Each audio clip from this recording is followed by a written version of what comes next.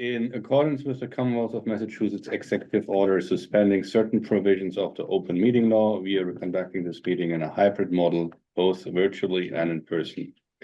The Public Works Commission is conducting this meeting, that's the wrong date, June 12th at 4 p.m. Eastern on the Zoom platform and in person, in accordance with the town's policy directive and guidelines issued on April 1st, 2020, amended May 7. I ask all public work commissioners, town staff, and presenters to activate their video and mute their microphone unless they have something to say or are participating in committee dialogue.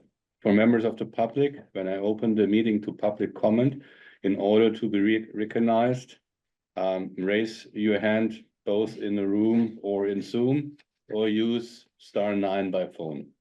If you're recognized, please state your name and any relevant affiliations. You may state your address if choose. Public comments will be limited to 15 minutes with no more than 2 minutes allocated to any one speaker. Answers to questions, unless very brief and fact-based, will be deferred to a future meeting. The Commission welcomes written comments at any time. This meeting is being recorded and will be available for later viewing on the town's website. With that, I, Sven Weber, hereby call this meeting to order. And I think, given Jeff is online, we have to do a roll call. Let's go backwards list. Gretchen Rohrbach. Here. Jeff Fesser. Here. David DeLong. Here. Andrea Solomon. Here. Sven Weber here. Okay, on the agenda is now review and approval of minutes from May 8th, 2024. Any comments to the minutes, suggestions, corrections? None. So do I have a motion? Make a motion to approve the minutes. Second. Okay, all in favor? Oh, I have to do a roll call. Gretchen Rohrbach, Yes. Jeff Fasser, Yes. David DeLong, Yes. Andrea Solomon, Yes. Sven Weber, yes. So it's herewith unanimous approved. Next one is future meeting calendar.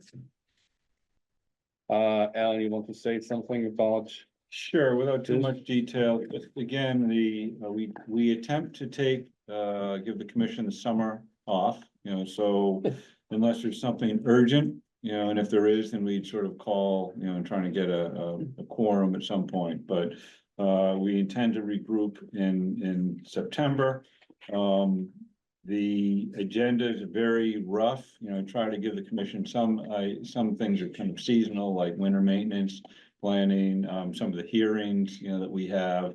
But oftentimes we just, adapt to what the needs of the community are. So you see the TBD. And at this point, we're on track for not having a summer meeting and would reach out only if there's a change. Any comments? That's not me. There's no variation. The items coming up in the fall are they standard? Generally, There's generally. nothing unusual. Nothing Stormwater. unusual, and the stormwater is gonna be, Right. and we'll talk a little bit later about some of the priorities and start plugging that in once we get a. Yeah, I think you Planning probably schedule. might have to look at this again when we talk about priorities. Oh, definitely, yeah. To say, how does this all fit in? Mhm. And then I think the one item here, given we will have a complete new enterprise budget on stormwater. We have to see when is that due to town/finance committee, and how does that fit into this Correct. agenda? And Yeah, I'll be working with the town manager's office on the schedules and the moderator, so we can sort of start plugging those dates in. We know generally when it happens, but even this past year, even budget development occurred at a different schedule that it had historically, so we'll be spending the summer, tracking that. okay. With that, we are going to the first item D1, the solid waste and recycling rate hearing. I'm going to say that scheduled, we have it posted for 4:10. I'm too fast, you're saying? Yeah, so we'll give it just a few minutes. We like to keep, when we do the hearings, it's the one item on our Okay. agenda that we I tend to have to have a wait 5 minutes. time dependent. Can I have some questions about it? Please, yeah. Or should that? wait No, no, till- please, it's a good time to. Okay, so I was wondering, a couple years ago, I did a survey with my students about issues that, some of the businesses in town would like, and the restaurants all said they would love to have compost pickup. Oh, okay, so I'm sorry, we won't get into the hearing for You the have to solid first waste open it. recycling. This is, Okay. we'll start that and you can, that'll be part of that discussion. I was thought more generally as a new commissioner, if you wanted to ask something that was sort of procedural, sorry. Okay, procedural. Could I have come into your office and talked to you guys about it? Because I felt like Yes. calling Black Earth and getting a sense from them. I was gonna do a little research before I came in today, and I thought I should wait till I talk to you, so. Okay, always for the commission, the way you volunteer your time, and Mm-hmm. I'd say if you kind of work with me, I typically work closely with the chair. On agendas and items and trying to structure the meetings and outreach, but. Every commissioner is more than welcome to pick up a phone, come in and talk to me. Okay, You know, our interest is to kind of share with you and have you share with us. You're sort of the sounding board as well as voice of the community, so. I have no problem talking with all of you and appreciate, you know, you guys have perspectives and it's helpful. You can come to me and if I need to bring staff in, okay. we'll do so. And that's okay to do before the meeting? And Yeah, just that's chat with at you any time, At right. any time, okay. Great. Yeah, and I think you're not the first one bringing up that question, so. No, I don't think I am. So, We still have to kill 3 minutes. 3 minutes. There's nothing on the agenda which we can. nothing other than. I am gonna remind you, so when we get there with the, basically Sven was asking. That the director's report be restructured, and so we'll get into that, where in essence, we're just highlighting one of the divisions. Rather than sort of, 3 minutes, 3 minutes, 3 minutes, so this gives an opportunity to sort of, talk about highway grounds, and in fact. If I didn't include that, should I in the agenda? I'll try to make it a point, so you know what is the division of, of interest or focus. You get a director's packet, which has information and updates across the spectrum. But we intend to have at least a focused discussion on one of the divisions. And where you can kind of ask any questions you have, and they can give a little bit more detailed background. So I'll make it a point in the agenda to include what division would be focused on, just so you can look at that particular. Sort of. Okay, if we have another minute, I got one more question. Sure, yeah. So, I had Glad we read, left this time. I had read in the paper, like last weekend, that 6 or 8 beaches or something, or swimming beaches were closed in the state, and so I looked up to see if White's Pond was closed, and they weren't, but Walden was. And I saw that in the paper, and then I looked on our webpage, and it's really hard to find the water quality reports. Is there any way? Cause a lot of residents would like to see that I mean, I don't think that's under our jurisdiction, but it'd be great when you open up the town website, they had it there, water quality report, cause they're doing it twice a week. And it'd be great instead of having to like go through and try and find, it was hard to find. Right. I mean, I so- did find it, I thought it'd be great, cause that's what a lot of people wanna know. So I will bring that to the health department, who do the monitoring and reporting.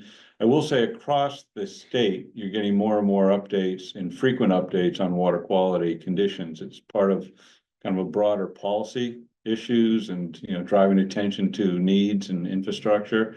But I hear you, and we have part of the challenge with the town's website. It's got constraints, and so I don't know them all.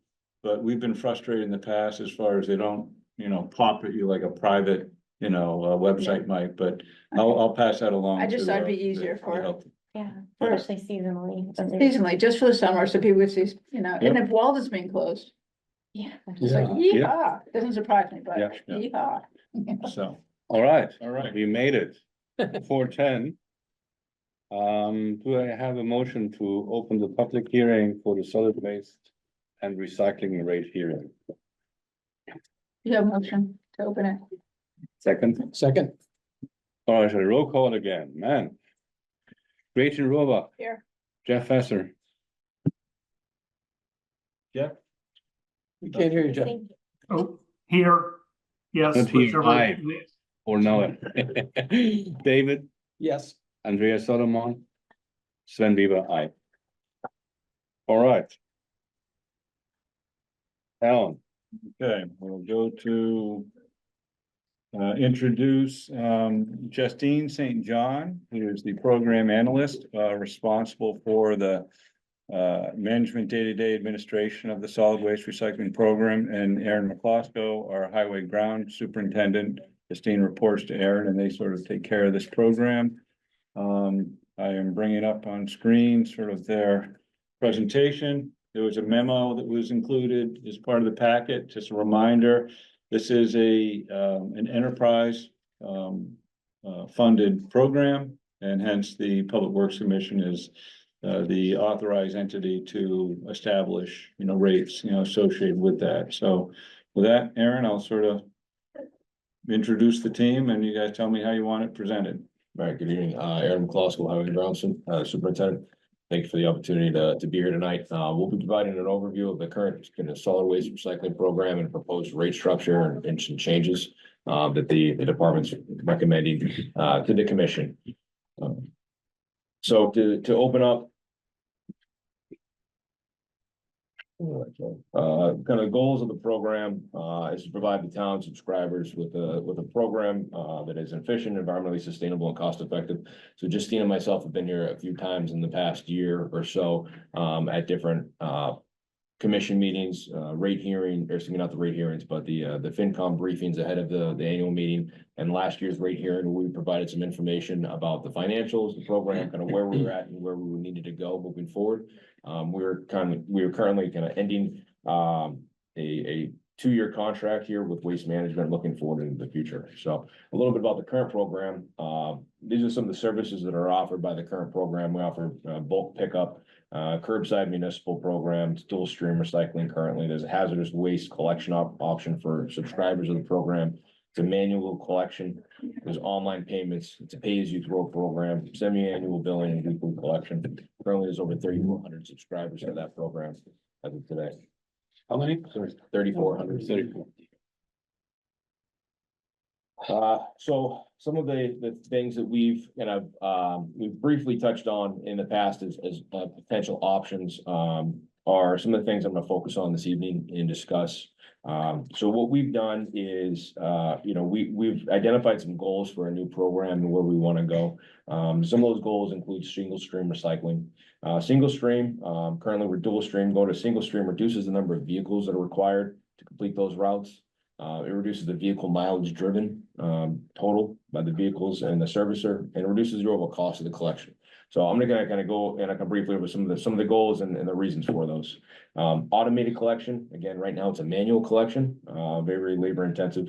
We're looking to move towards an automated collection that would include a 35-gallon toter for solid waste, and that it would also reduce the overall cost of the collection. Looking to automate recycling as well. So the town would provide a 96-gallon toter. That is a bin on wheels that's going to reduce the overall cost of the collection and consolidates all of their recycling into one unit. Right now, if you were to drive down the street, Main Street service in West Concord was today, you're going to see residents that are subscribed to the program that have more than one of the green 18-gallon totes sitting in front of their house, chances are. So all those totes would then just be consolidated into one single unit. Fleet electrification. That's something that the town has really been focused on the last few years. As a department, we've implemented we currently have 4 fully electric vehicles in our fleet, a number of 5 of hybrid electric vehicles. The sustainability goals in town really align with, fleet electrification, and that's something that's been pushed forward townwide. And so that's something that we've tried to push onto some of the contractors that are working for the town, and that's something that we wanted to try to incorporate into this new program. And the use of an electric vehicle somehow with municipal collection. So we wanted to try to get one vehicle on the route, have it be a municipal collection route. Public barrel collection. So the town provides services called public barrel collection. What that is downtown, you might see them in different business districts, like Concord Center, down Thoreau, or in West Concord. There's kind of decorative black steel and composite trash barrels and wire basket recycling containers scattered throughout town at very specific locations.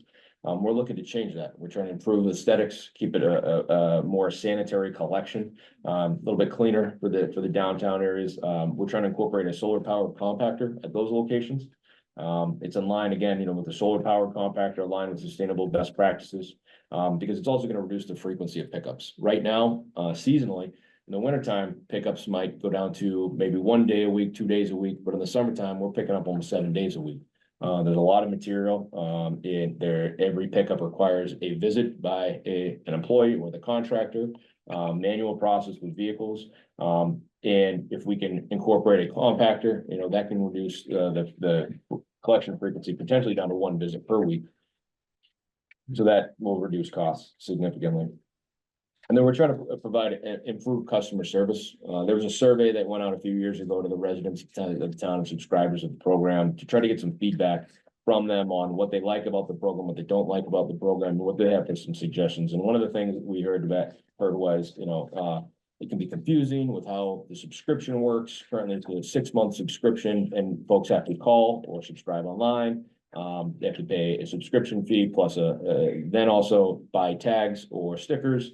And we deal with it every 6 months of a lot of, we have the people that forget to renew or don't renew or confused about how to renew. And stickers are changing. So we really wanted to try to streamline that process and help the residents have a more easy to use program, easy to administer on their side and can keep track of. We're looking to kind of eliminate some of the barrel stickers that are out there.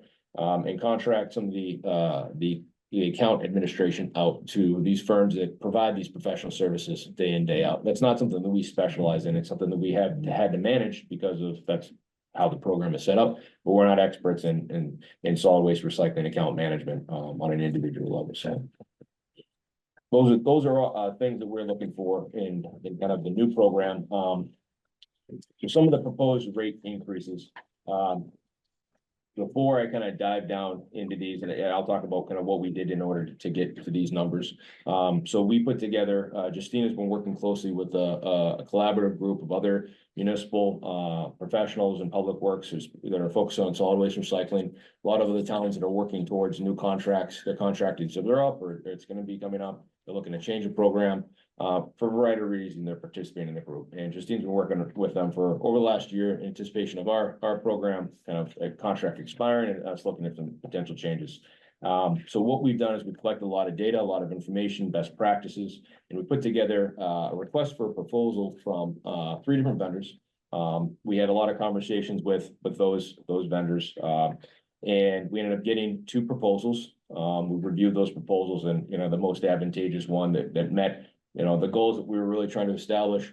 You know, we moved forward with in negotiations and currently in a contract review phase with that vendor right now. The vendor's Waste Management, the current vendor that we have, that the town's been working with for over the last 20 years, has provided excellent services to the town. And they were able to incorporate all of the things that I just referenced on that previous slide. So we were excited about that. And what this slide is showing is the proposed rate fees that we would need, that we are recommending the commission adopt in order to support the program. And I'll dive into that a little bit. So current program fees, currently there's a base service fee of $355 for every subscriber. That's to get the vehicles to come in front of your house and subscribe to the program and to empty the recycling toters, an unlimited number of toters. If you were to have 10 out, they'll empty 10 for that fixed fee. There is a $46.80 6-month 34-gallon barrel sticker that folks purchase, and that's good for 6 months. And that gets one container of solid waste tipped weekly. Alternatively, residents can buy a bag tag for $1.80, and that is good for a 134-gallon bag of solid waste to be disposed of weekly. But if folks wanted to put out 5 bags of trash, they buy 5 stickers, and those get taken every week. The total cost, so that total number is really the 2 6 months with 2 barrel stickers, $448.60 for essentially 1 year solid waste and recycling services with 1 container of trash a week. Trying to get a kind of an apples to apples comparison as we kind of move forward. We talked about in the past that the average is 1.33 barrels of trash go out every week, but to try to get a relative number that's comparable for today's example, we use that 1 and 1.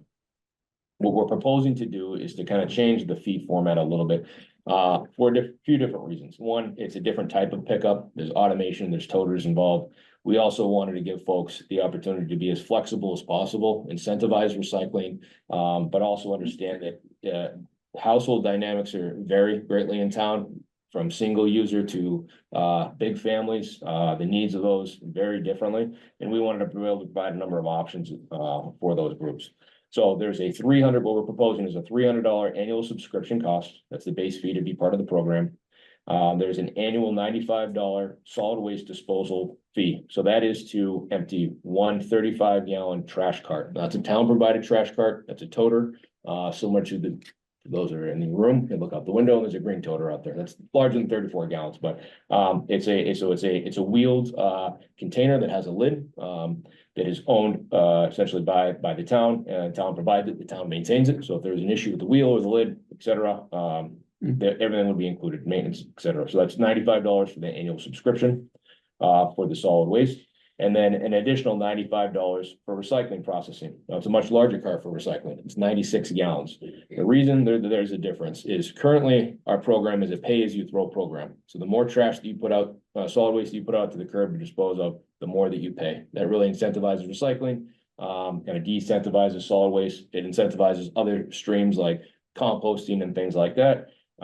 Utilizing other aspects of our program, like hazardous waste disposal things, kind of reduce the solid waste stream, incentivize recycling. Now, the 96-gallon cart, it sounds large, and it is pretty good size, right?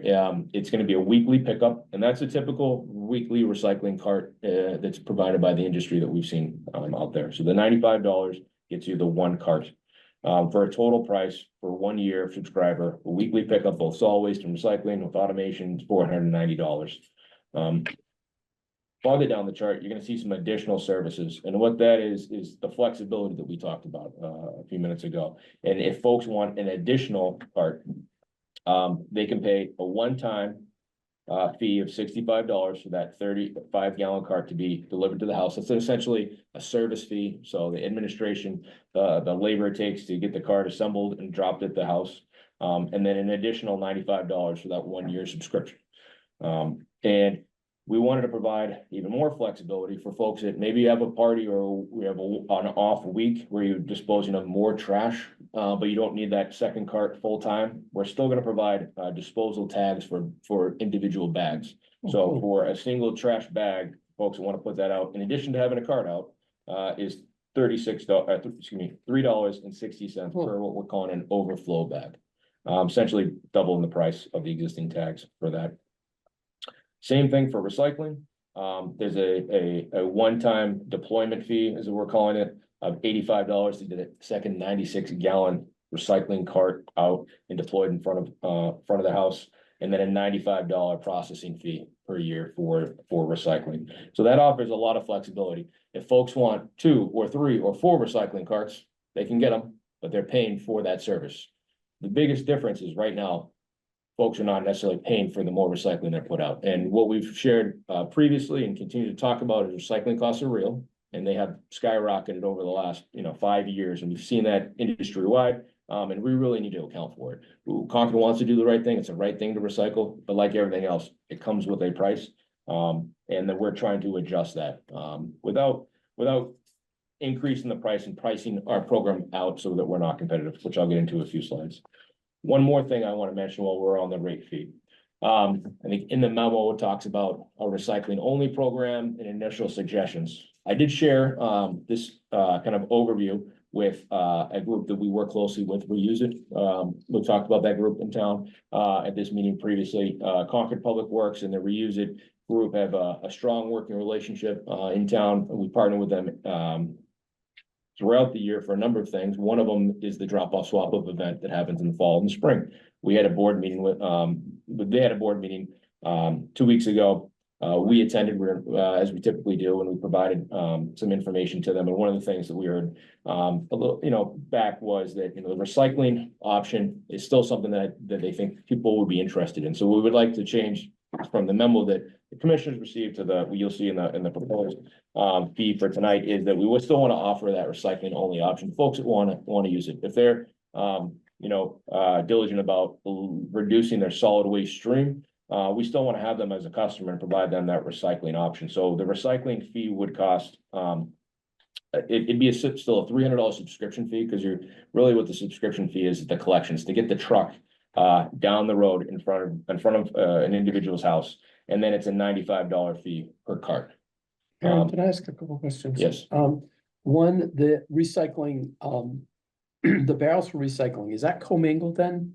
Am I throwing my newspapers and my beer Everything. cans in? It's commingled and paper products all in one. Everything. Some paper. And is it really being recycled? It is I mean, it's gonna be being recycled. sorted somewhere, Yes. because I'm concerned about making sure that we have people feeling incentivized, psychologically as well as financially that my recycling matters. It's gonna continue to be recycled. It will. We were one, and what we talked about at previous meetings, we're one of the last communities in Massachusetts that are doing dual stream recycling. I know. Yeah, so it is being recycled, and actually Ed Pazek, he's the area sector manager from Waste Management. He's actually on this call to answer any specific questions related to processing or their program specifically, but we can assure you, it still will be recycled. The location's gonna change. Instead of a truck currently driving out to Springfield every day to recycle the paper and the cardboard, everything's going to either Leominster. It's gonna go to Leominster, and then from there, it's either gonna go to Avon or Billerica. Those are the two. But they don't, but you recycling reduce a truck facilities. having to go all the way to. Springfield Justine, on the in addition. recycling question. Yeah. And I think Dave asked a really good one. People are curious about.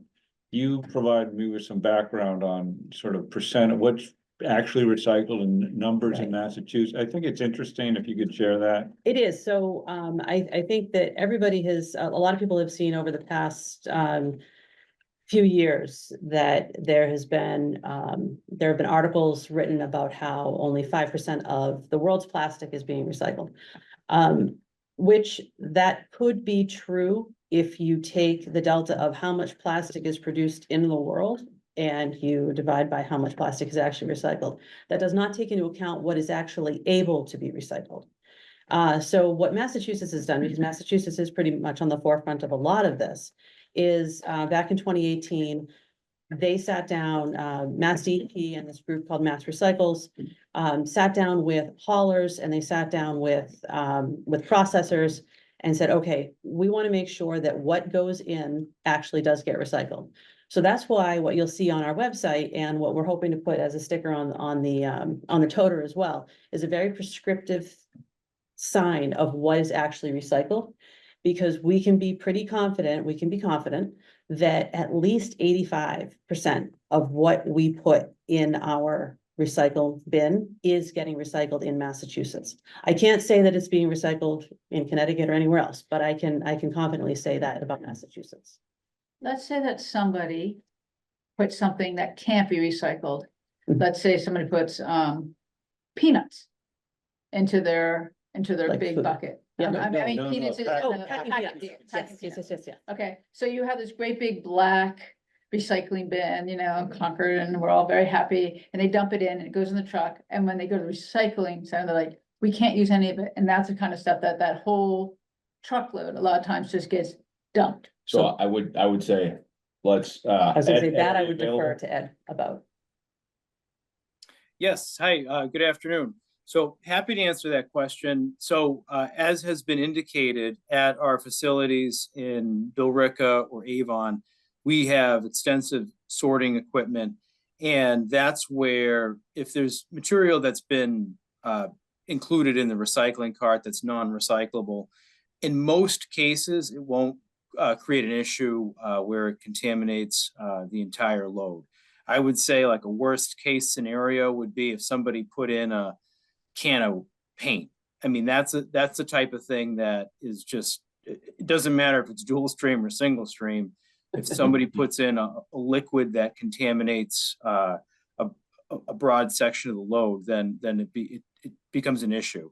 But if it's something that's aside from like a liquid contaminant, if it's packaging peanuts as was mentioned, those are sorted out. And one thing that we would be happy to do is invite anybody from the board here to our recycling facility if there's questions or just interest in that. So that's something that we regularly do with our municipal clients, and happy to have anybody on the board join us, and you can see exactly how the material is processed. I think what's most telling, and because I've heard all the same reports and concerns that many here have about how much material is recycled. Is it even recycled? I think when we have our, anybody on the tour walks through the warehouse at the end where you see bales upon bales of mixed paper and cardboard and all the different kinds of plastics that are recycled. And you just see all these bales lined up and they're being shipped off to various manufacturers who are going to use that material to create something new. I mean, that I think it just speaks volumes as to exactly, the value of recycling and the circularity that the curbside program brings. So I would just say we definitely recycle, and would love to have the board join us if there's interest. Just, you probably have more slides. I do. So let's Yeah, give him the opportunity I did. I to have finish the slides and then we. just, So, go, next slide, please. Yeah. Thank you. So, we wanted to show a. Yes, thank you. Next one? No, No, this one, yeah, this is it, yeah.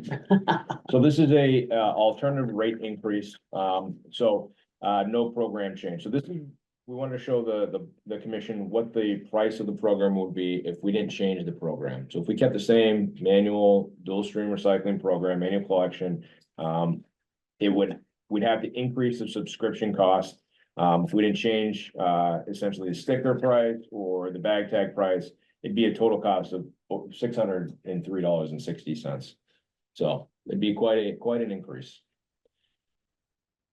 Without the additional the Yeah. benefits. So it's really important, the combination is both, we're improving the program based on customers' needs and interests and reducing the cost, but we want to know, well, what if we didn't? And what if we just kept to the normal? That's what we'd be looking at. And it wouldn't be sustainable and beneficial, but we thought you might want to know that, or community might.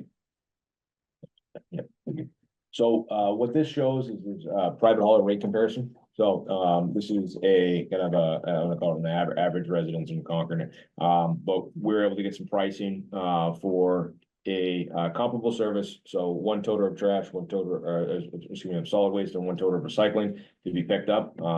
So the municipal price, you can see in comparison to those is still advantageous. Priced well, and that includes those additional other services that we talked about throughout.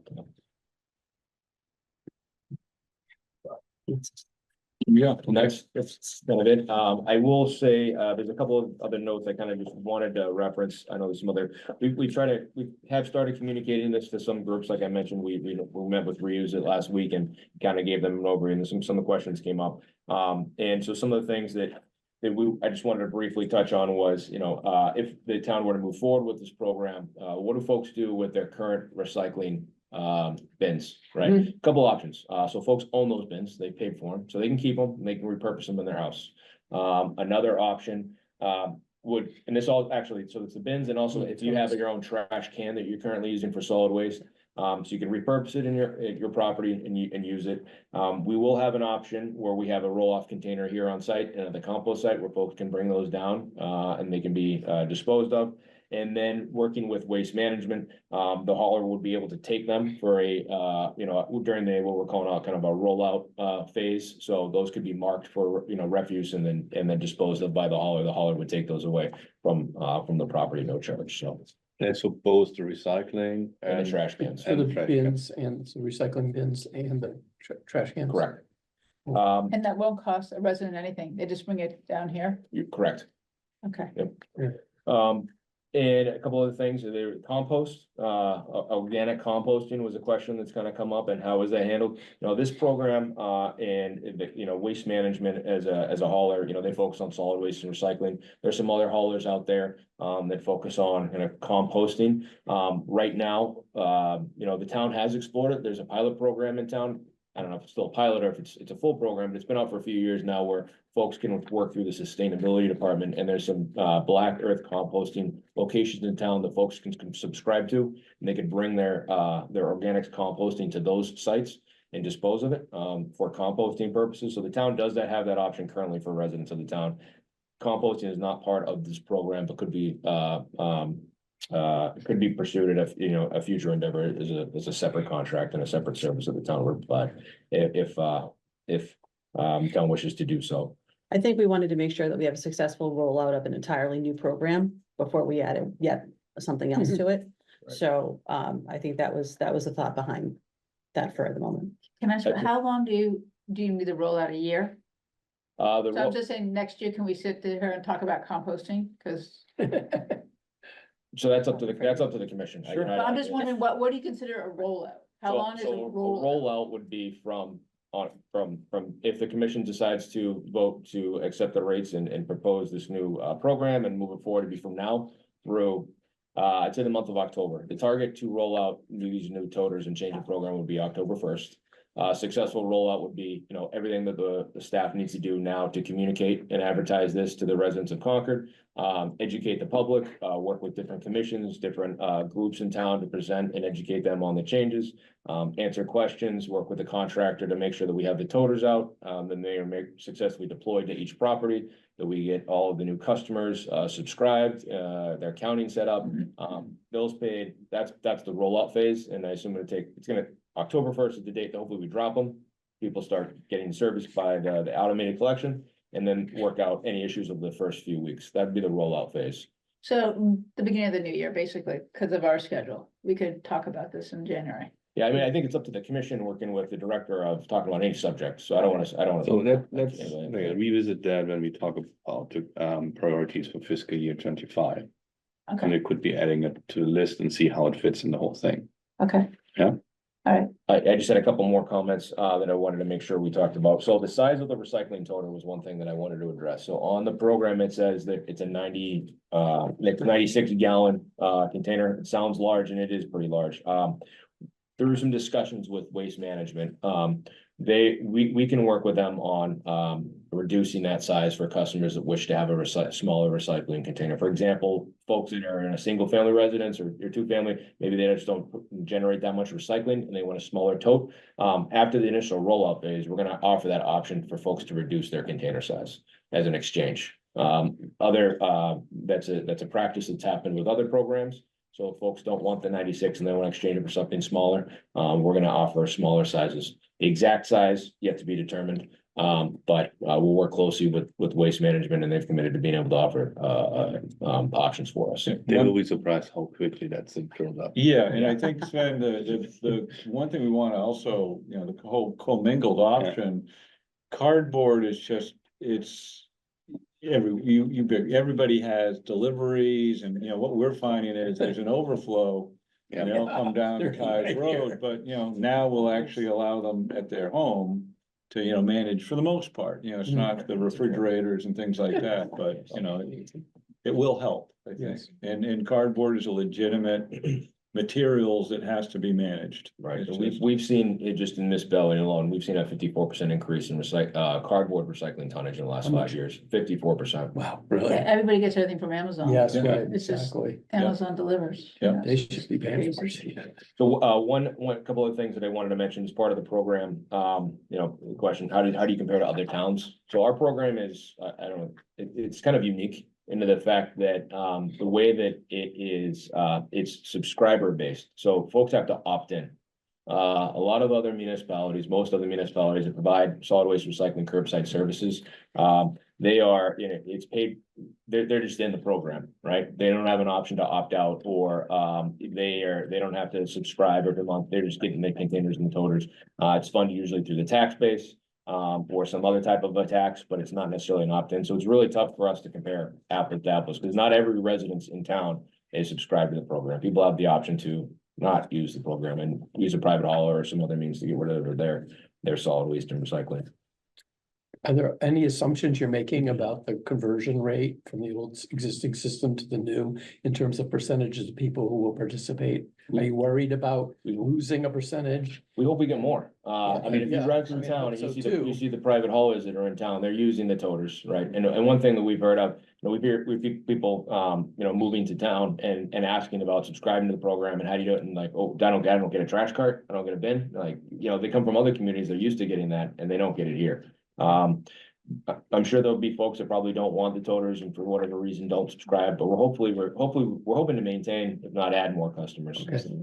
We're gonna be focusing, from now till October on trying to do public outreach, communication, attending different committee meetings or gonna organize meetings, to communicate this information, working closely with Waste Management. They've committed to work with us on outreach, publications, postings, flyers, just mailers, all those kind of things to try to really get the word out there and get people excited for the program. Yeah, there's more paper to recycle. We will do online as well. Yeah. Or it'll be a recycled postcard that goes out. I did want to touch on also, the electric vehicle. So the electric vehicle was an option. And that's something that if the commission would like to adopt it, it was an option that was provided. Obviously, the cost associated with it. And it's for Waste Management, it would be, I don't want to speak for them, and maybe I can talk about it a little bit more in detail, but it'd be a trial. Would be The one of, demonstration. one of the first, if not the first municipality in the state utilizing a electric vehicle for municipal collection service. It'd be a smaller vehicle. It wouldn't be a full size 10-wheeler truck you see driving down collecting curbside. It'd be focused on the downtown The municipal. the municipal routes, so the different municipal buildings, and collecting those, and some of the other small pickups in the schools. Aaron, could I just chime in for a second on that? So yeah, we would focus on, just as Aaron said, some of the municipal buildings and the schools. But I just want to clarify one point, is that it is really like a prototype vehicle that we're partnered with Mack Trucks with. And it actually is a full-size vehicle. And so I just want to clarify that point. But because it's a full-size vehicle, that's really what makes it a prototype, and that technology is not really fully developed yet for this type of truck to run a full day the same way an internal combustion motor would operate. So that's why this is very unique, and we'd be happy to showcase this in Concord. But because it doesn't have right now, the battery technology does not exist to run the full-size truck all day. So we would have to modify the route so that way we would just be some of the locations that Aaron had mentioned. So that was our approach to bringing that into town and allowing the town to be on the cutting edge. So question to that, are you having other communities where you're testing electric vehicles? Actually, no. Right now, there's Concord was the one who had asked for it, and we do use it on a route in New Hampshire, but I'm not 100% sure where that's being used, if it's in relation to a municipal contract or not. But it's being used on a limited basis there. We would be able to shift that truck down to Concord and use it in town here. Thank you for making that work. Yeah, that's an important, element of the program, and, to pilot and demonstrate if it's successful. I'd love to put Concord's name to, making it happen and expand it, but we're starting at it's a piece of the puzzle. So that's in the proposal now, that's the Yes. pricing, the fee. This is included in our, Okay. It their has minimum proposal on one our rates electric to cover vehicle. it, yeah. Any other questions from the Yeah, I have a couple. commissioners? Yeah, Clothing. Right now, there's a couple of places around town that we can put clothing, like fabric, They're With- at every school. every school. Other than Thoreau.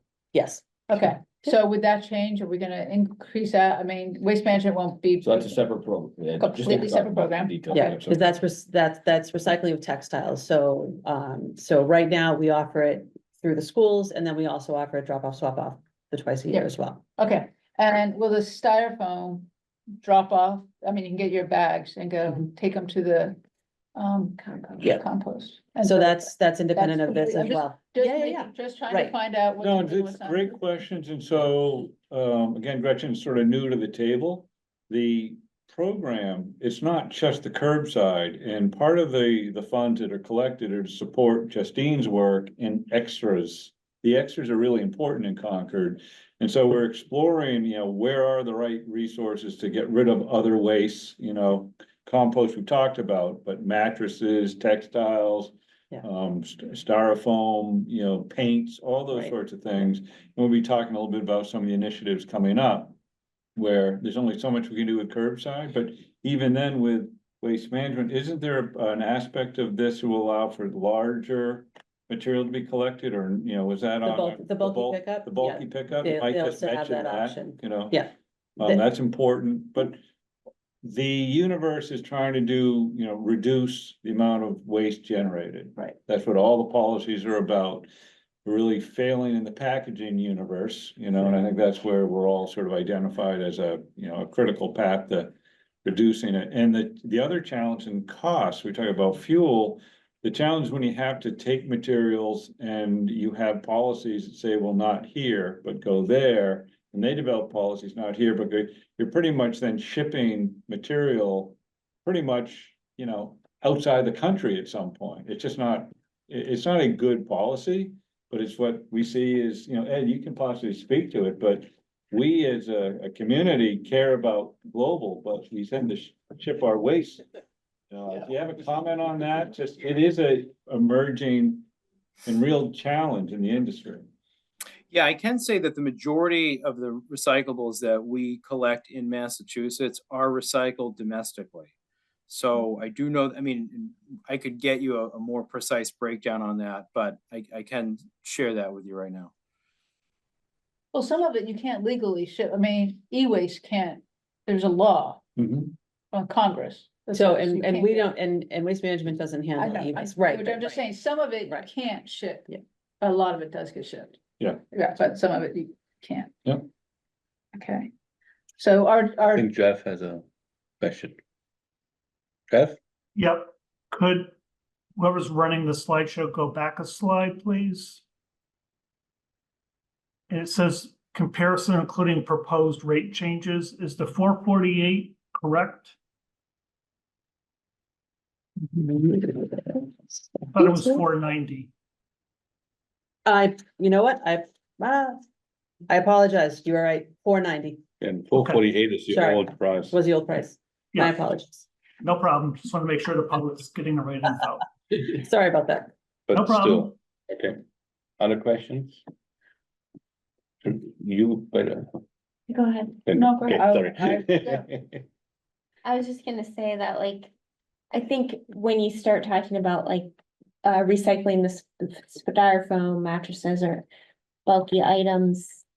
The reason that can't be done weekly is because it wouldn't really be worth the cost of fuel to be bringing the probably lesser amount of those items to the particular facilities that take them, whereas like what Waste Management does is bring them to, what is there, like 6 facilities in Massachusetts that are For their recycling. cardboard and are commingled recycling go to where Recycling, they're sorted properly, where most of it gets used, it gets bundled, it gets sent off domestically to be used, but like those other items like mattresses, that's a more specialized type of recycling, so that's why dropping them off at a central location where people come and take those every so often, but not every week from every household makes more sense. It's like, otherwise it would be not cost effective. You'd be using more fuel, more trucks, more energy, more everything. So that's why, as I understand it Yes. from all of the information I've learned in the last couple of years,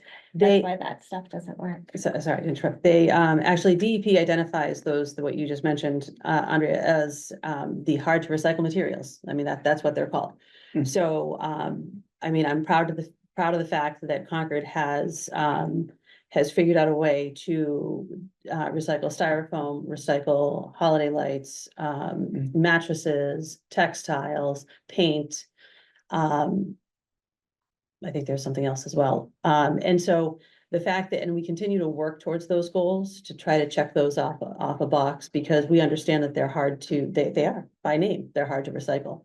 And that's what we keep looking forward to, and that's why I engage with other municipalities in the industry, so we can figure out the best way to move those programs forward independently of this curbside program.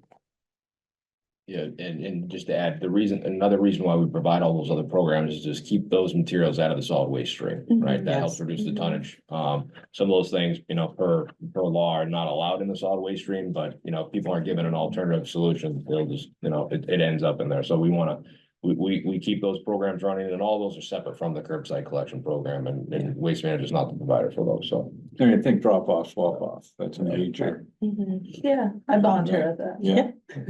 You get it. Well, I'm I get impressed it. with what you guys have done. Rachel, you had another question?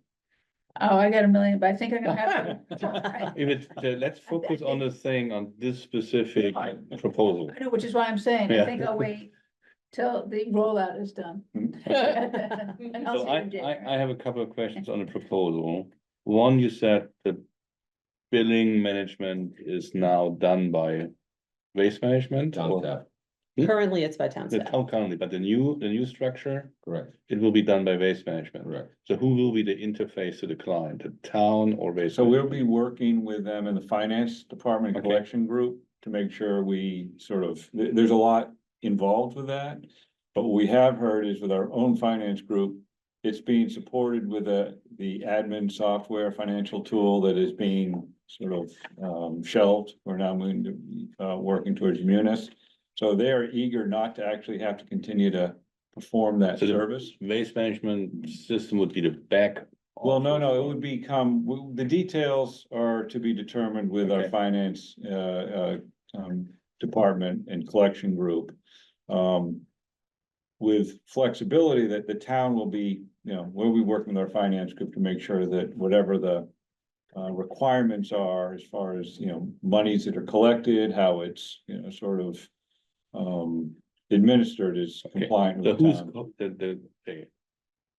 who would, let's say, a client, like me calling, would I call town? Okay, so That's when you more have a customer service. question, yes. Yeah. So still the So- town, Customer service would still be us. okay. In some aspects, but I think Ed can go to some detail of some of the things that they presented to us as options. So if they are managing the accounts, they have kind of online portals Okay. or ways that residents can report an issue. For example, if their toter's broken, or if there was an Okay. issue with their pickup, whether it's Ed, you want to talk about like the apps and the online portals that you have? to offer? Yeah, sure. So, one thing that would become available, as we move forward would be that residents would have the ability to, say, schedule a bulk item pickup or a cart repair, via online. So that'd be on our website, and that would be available 24/7. So it's kind of a nice option that people tend to gravitate towards. I could just say that in communities where we've rolled this out already, we haven't really done any advertising on it, but we find that upwards of 50% of the people who are scheduling any kind of appointment with us use the online portal. So it's, people just gravitate towards that because that's how people are used to doing business now. So that's something that we would be able to enhance the program with, but we would still direct residents to contact the town if they want to speak with somebody. So and that leads me to the bulk pickup. So is this one free per year, or is it the extra price, or how's the bulk pickup? So the bulk pickup is going to be, it is not included, so it would be an additional charge. Okay. And that is paid directly through Waste Management. Okay, What I had asked for and what we'll do in conjunction with this is a price list of sorts. Yeah. To put on our website as well. Yeah. So you have an idea of how much it might cost, and then moving forward, you can either engage online, or you can call them directly, which is actually what the residents do now. Yeah. So, but this way we have a little bit more transparency as far as what those rates are. then you talked a lot about let's say less mileage, less cars. Mhm. Is there a way to estimate kind of how many say miles you save and how much this is on greenhouse gases? Ed. I can certainly talk to you about the amount of mileage that would be saved. So if you just took the road miles in town, which maybe Aaron or Alan, you might know that off the top of your head. But 107. okay, so that would be how many that would be the mileage that would be saved. And the reason why I can say that is because we pretty much drive every street in town right now, but that's going to be cut in half because we're going to collect through what we call co-collection.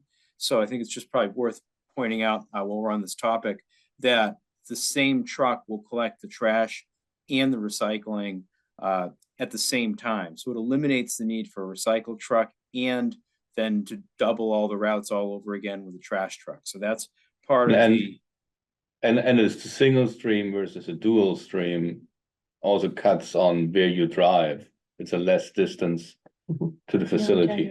Yeah. That's right. So it's that piece is more like a little bit on the back end, but it is an impact that this change would have. So the trucks that actually collect the material in town would continue to go to our Leominster transfer station. So that's no change over today. But where it does get different is we would not have to run a transfer trailer from the Leominster transfer station out to Springfield, Massachusetts with the cardboard and the paper stream that's collected today. So that would be eliminated. And so there would be an additional environmental improvement there.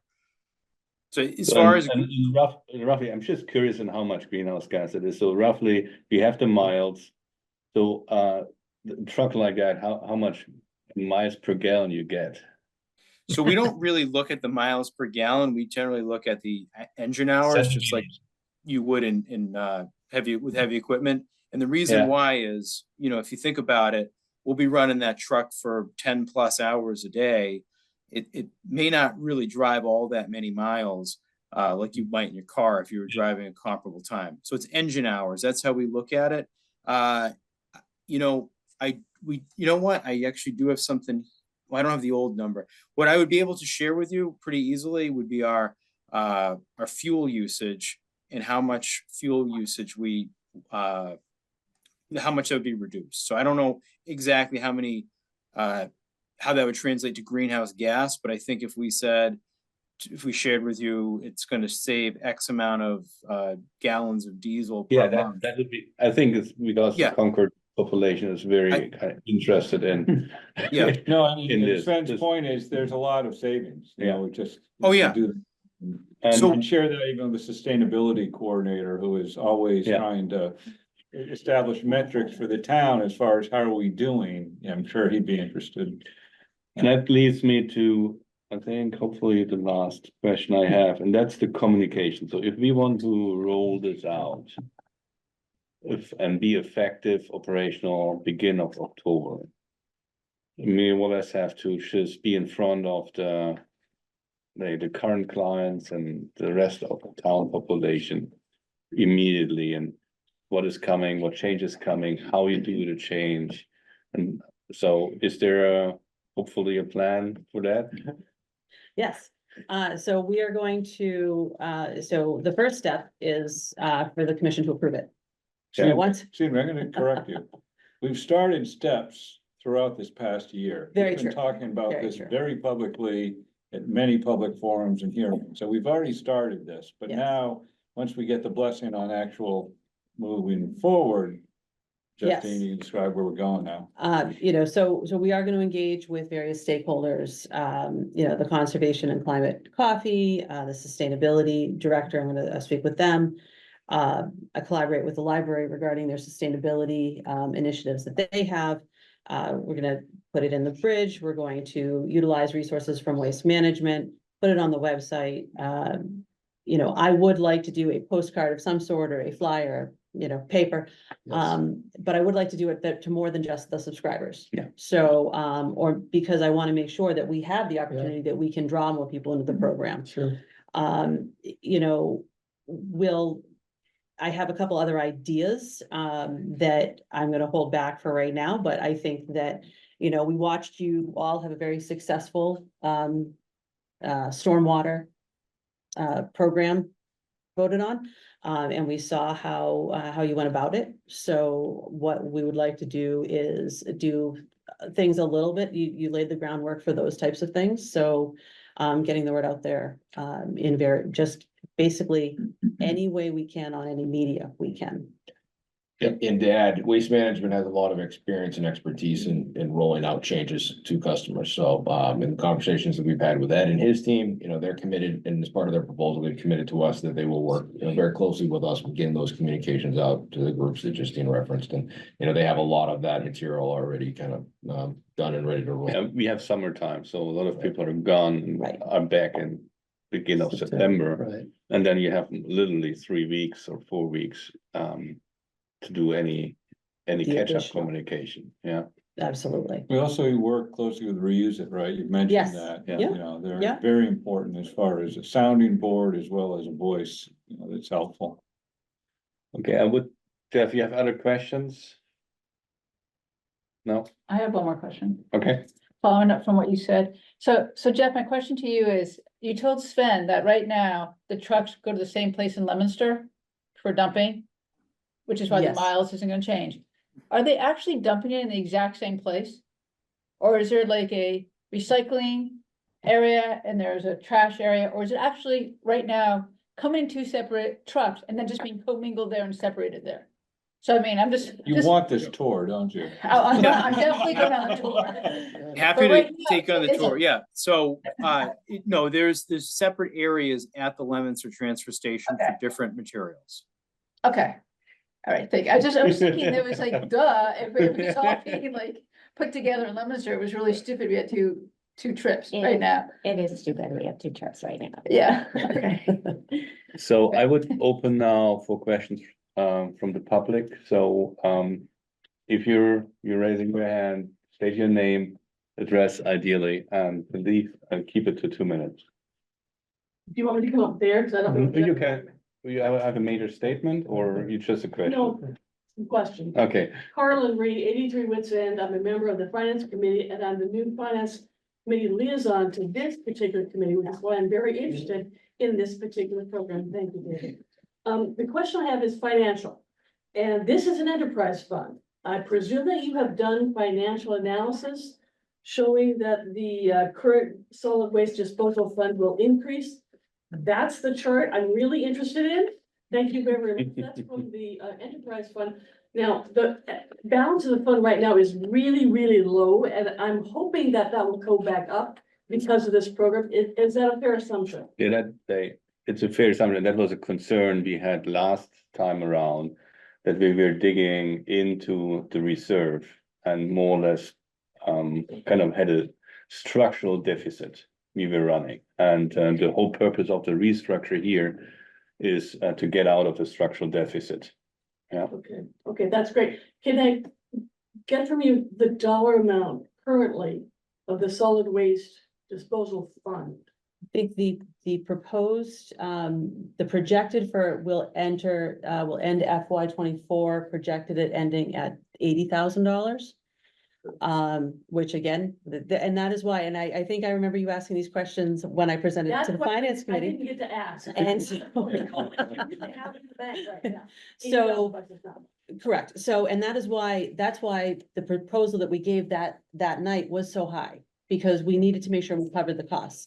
By restructuring the program, going with a new contract, going with a whole new program, we're able to incorporate those savings. And according to the business manager, we're projected to end at about $210,000 at the end of FY 25. So going from 80,000 to projected 210? Yes. Okay, I would encourage you to come to the finance committee, if you have a chance, just for a short presentation about the financial component of this, because not only they members of your audience, but they'll want to know, is this a financially sustainable project, which is the Right. concern. Thank you. And one more point, just to be aware of, this is not a capital intensive enterprise like water, sewer and stormwater. So the cost really has to cover operating costs, and that's where, until we actually had a good sense of where we're going, what the program would look like, it's really hard to project, but right now we're a little bit more comfortable. We, by design, dipped into the reserve because we didn't have a good plan. Now we have a good plan and we're gonna demonstrate that we need to get, whether it's $200,000, $400,000 in reserve, you know, to be determined, but we'll be heading in the right direction. Other questions? Terry, 368 College Road. I think communication is going to be very important. And I would suggest that you try and get in front of the select board, because that's the audience, I think, that gets the biggest group of people listening. Having some good slides would be good. I think this is fantastic. I think it's a good job that's been done by the staff here. You know, I wish you all the luck, and I hope the commissioners agree to this. Yeah, Jim and Justine has really put a lot of effort into trying to understand the issues and beyond Concord, and, you know, bringing that to the table has been really helpful to get what we think is a really good program, so. Any questions online? No, oh, So, two, yes. okay, Stefan? Thank you, Stefan Bader, 7 River Street. I am a member of the board of Reuse It, but I'm speaking for myself today only. I had a question about the collection and billing business.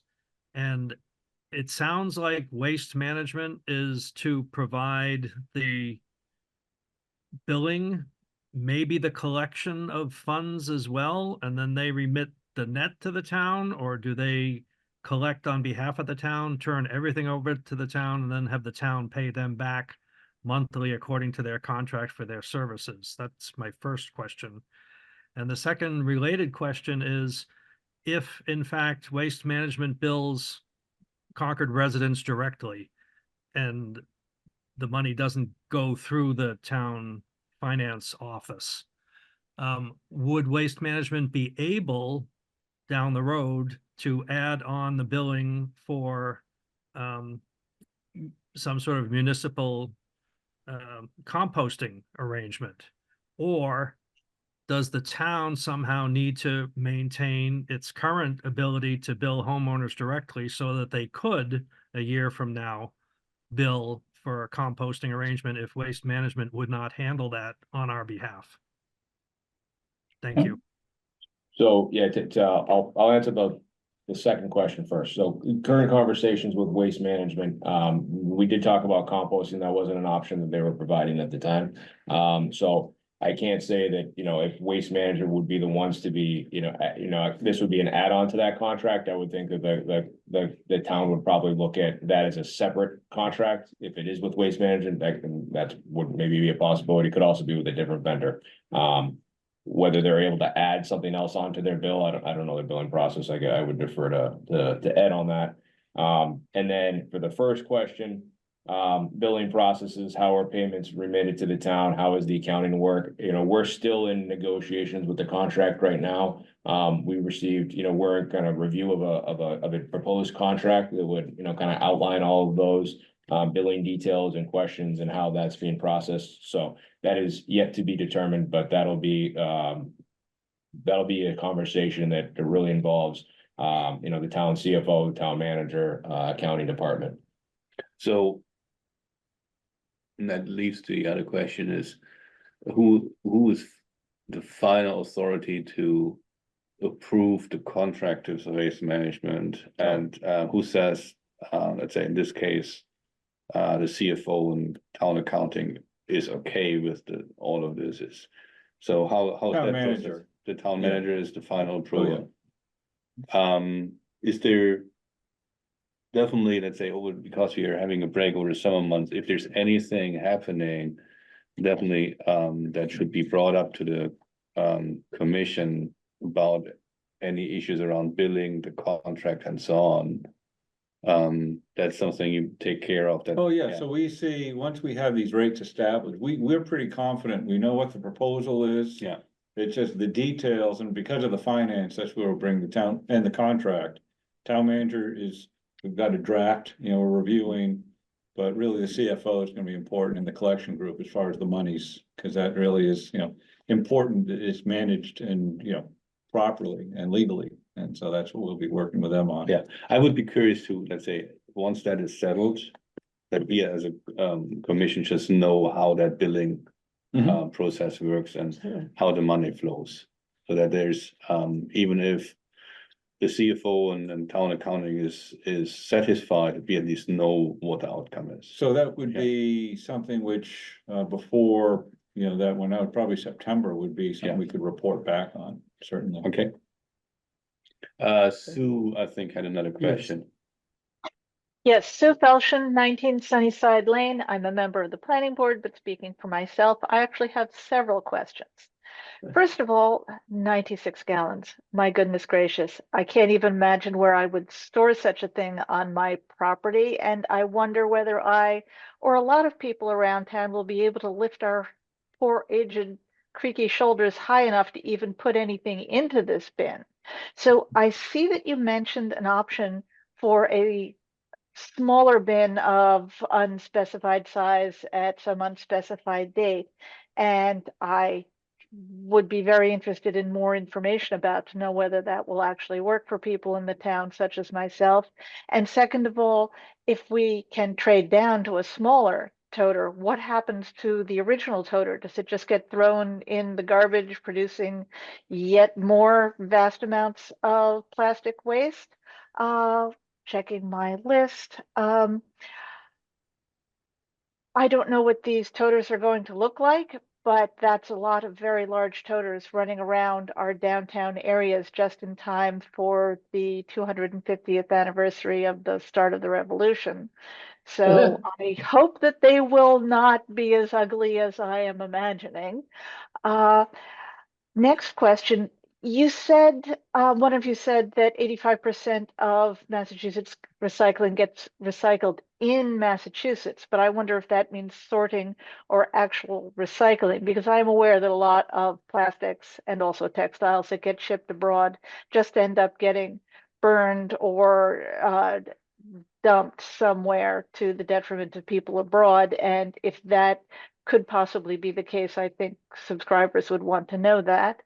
I would also like to know how much, if any, of our recycling goes to so-called chemical recycling facilities, which are really bad oil capture plants and an environmental disaster, and getting more and more popular in this country as a way to perpetuate fossil fuel pollution.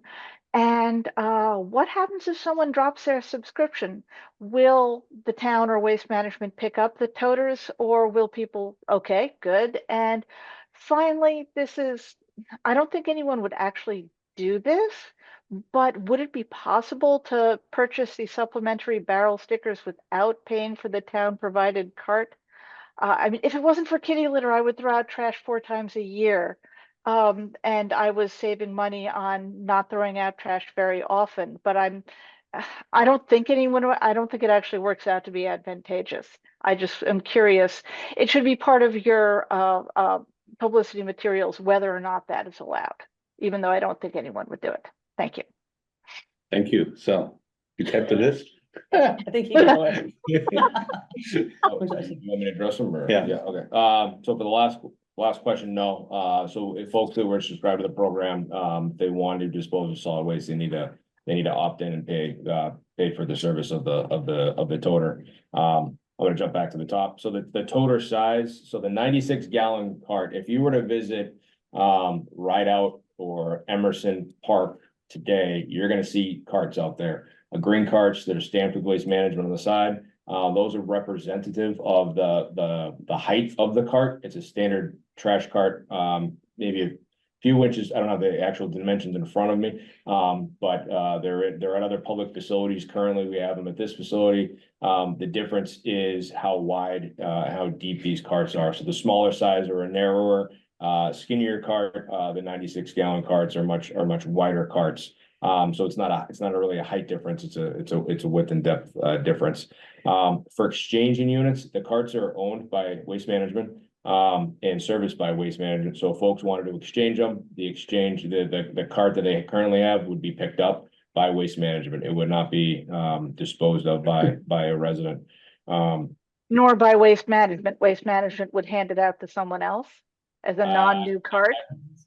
Ed, So- here, you can. Yeah, so the carts are extremely durable and they have a warranted life of 10 years.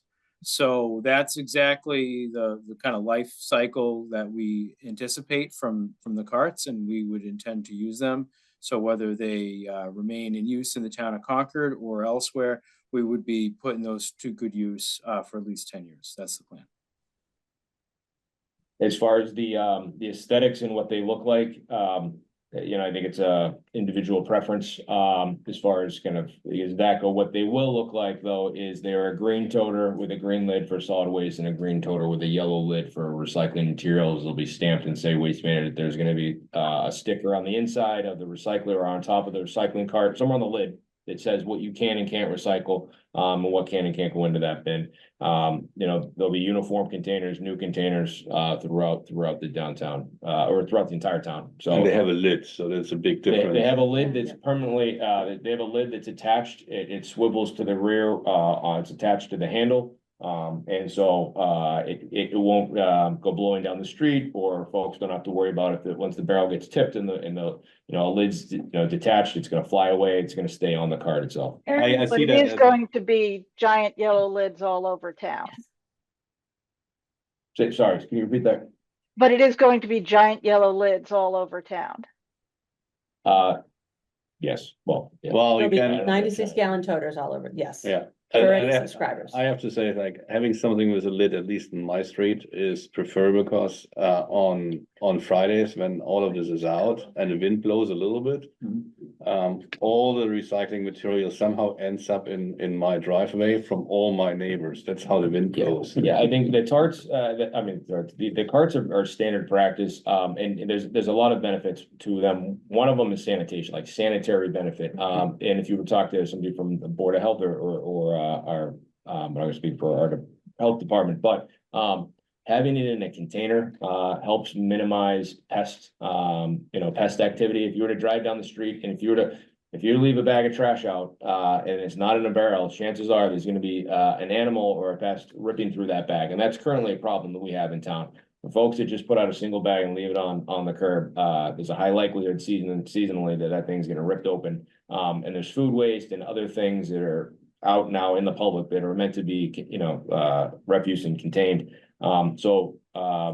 Toters, while they're not perfect, they definitely deter pest activity. That's also weather related, right? We live in New England, winter months, it snows, and the toters keep all the materials self-contained and keep the recycled materials dry as well. So, from a sanitation standpoint, it's definitely an improvement. Yes, having a I toter. think I was unclear. When I said giant yellow lids all over town, I didn't mean detached from the toters. I meant we will be seeing them if we're tall enough to be able to see to the top of this very tall toter.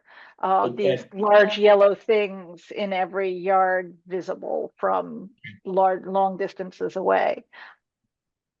Yeah. Right. Were there other questions? Were there any questions that I did not answer? Yes, there was. Is recycling in Massachusetts actually sorted in Massachusetts or only recycled? And does anything go to chemical recycling facilities, so-called recycling? Probably waste management. But- Ed, do you have that answer or those answers? Sure. So I can't speak to what happens all across Massachusetts, but I can speak to what we handle in Massachusetts. And I can say that that statistic of 85% recycled in Massachusetts, from our perspective, I would say we capture out of the material that we capture, we do handle most of it domestically. I don't think it's accurate to say that it's recycled in Massachusetts, because I know for a fact that we ship much of our material to other parts of the country. So I think that probably answer your question there. It's sorted here, but not necessarily recycled here in the state. And as far as the chemical piece goes, we do not, to my knowledge, engage in chemical recycling with the plastics. I assume that's what you're getting at. That was what I was getting at, yes.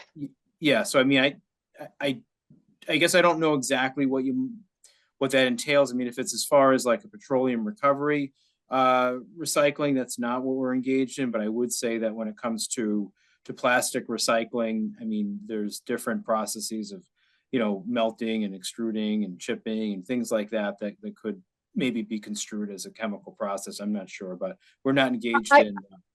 Okay, I think petroleum recovery sounds like the operative not- term in this case. We're not doing that. Glad to hear it. Thank you for all your answers, everyone. Yeah. Any other questions in the room? Anything online? No. So we actually just, for us, we have the option on two kind of motions. Because there was this change on the allowing for a recycling only option. Yeah, Right, you generally reference the memo, which is complete, as part of what was explained, but then as Aaron mentioned, after we realized, no, this recycle only was something we noted, highlighted in the memo that we wouldn't be offering it, but, So we're you- open to that. So you adding that phrase to the, Yeah, so I think that would. But the be- question is, depending on what the On what the commission wants. commission is interested And in. you had said reuse it, would like to see the option stay, the option. recycle. Well, I don't want to speak for the entire board, but we presented to that group, last week or the week before and kind of discussed it. And one of the, the feeling that we got was that I think folks would still want that option. So I think we priced it to a point where we could provide that option at a reasonable cost. Initially, we excluded because we just thought it'd be cost prohibitive, but then who are we to judge if someone wants that alternative, at least It's it's the there. base subscription Exactly. fee. so you would Plus, like us to exactly. add that phrase, the We last. think it's phrase. We're over recommending it. I Recommending think, it. given we're doing a lot of change anyway, to Mhm. suddenly cut off, even if it's a small amount of customers. And they have a sudden surprise in Correct. September, October that they can't put their recycling somewhere. I think even with kind of a transition period thinking, Mhm. I think we need to have something in place. Can I make the motion? Please go ahead.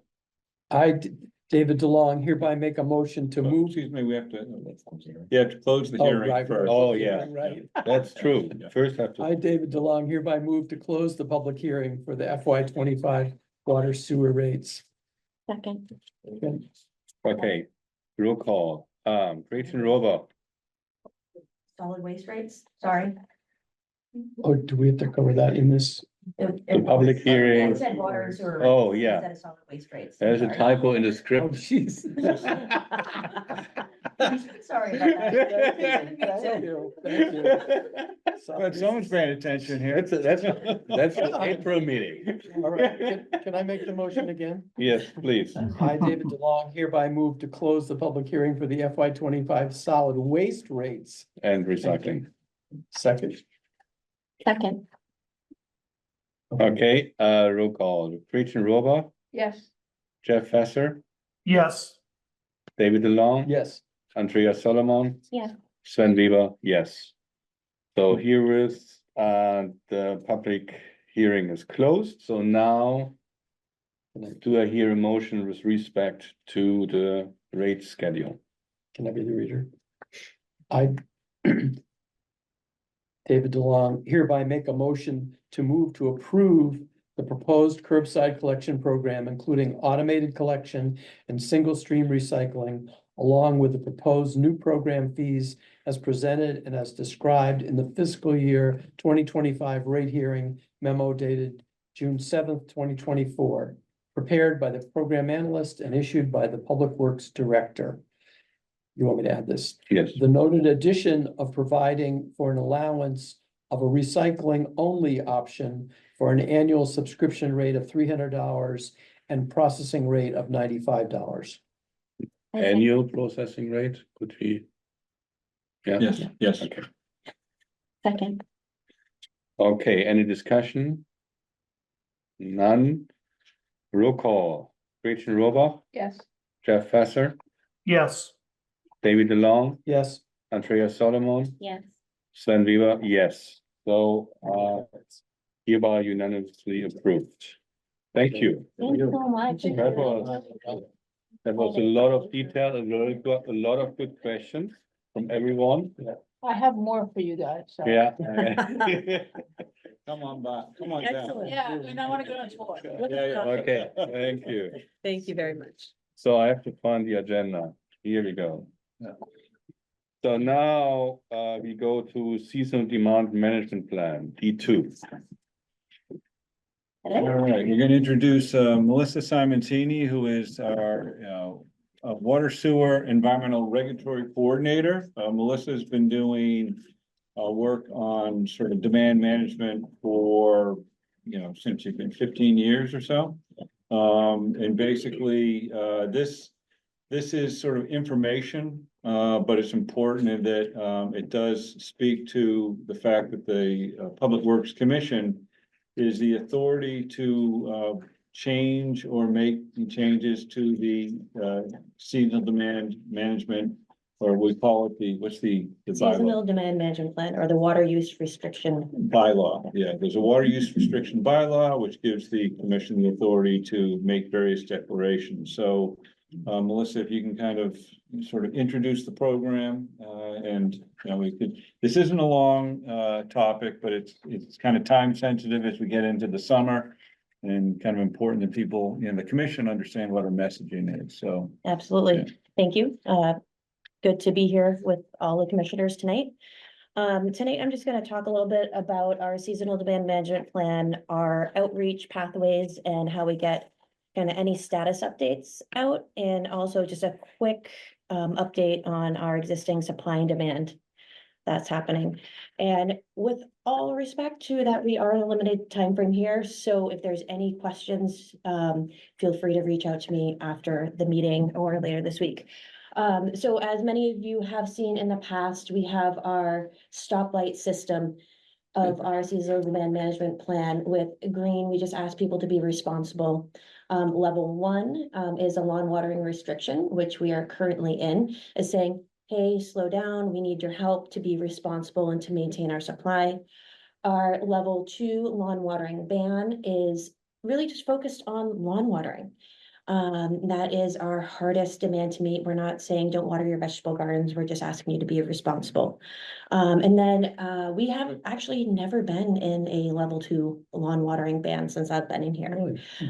Generally, people are pretty responsive. We also have our level 3/4 water supply emergency. And this would be really if there was kind of a large system scale issues, we'd be asking for a, state of emergency to be issued, through DEP, et cetera. Hope to never go there, but we are prepared if we need to go there. Next slide. And here's just a little graphic about the number of different ways we get our outreach out there. We'll work with, Aaron and Justine to kind of help share a lot of these methods that we use. We want to use both digital and analog platforms because everybody gets their information different ways. We have street signs around town, which include, posted kind of regular old street signs on posts throughout town at key locations of intersections where people would be sitting in their cars so they have time to read it. We also use the, variable message boards, which those are the light boards that see around town, road closed, town meeting, drop off, swap off. We've recently started using scrolling message boards around town. So we have partnered with a library to get the information up on their message board as you walk in, and also for Minuteman Media Network, anytime you're on commercial or they're between programming, they'll run through a bunch of different slides and videos as almost commercials. Utilize social media platforms throughout the town. We update at least the water and sewer website pretty regularly. We have the opportunity when we really need help to use the spotlight feature on the town's main website. But we really push our notices out to anybody who subscribes to news and notices. And everybody who I talk to, I'm like, news and notices, whether it's water use restrictions, water main breaks, flushing, that's really your best way to get kind of that push notice. And you can also sign up for text messages through news and notices, which is great. What percentage of the towns on news and, I mean, I am, but. Yeah, I don't know. I don't know anymore. I'd have to check in with the public information manager. Just wondering. Yeah. Okay. We do get a good response when we push information out, thankfully. We have a good relationship with the editors and I don't want to say authors, but the Writers. Thank you. At the Concord Bridge, there's actually going to be something coming out most likely this Friday about our most recent water quality report with a kind of dabble of water conservation stuff in there. And also Code Red, it's the town's version of reverse 911. You sign up through the police department. That allows us to kind of get a targeted geographic area. If there's an issue that we need to know, or real emergencies like an all-out water ban. We want to be able to provide you with drinking water. Please stop watering your lawns. And we also email irrigation providers directly to let them know. We have a list of over 130 people who work in town.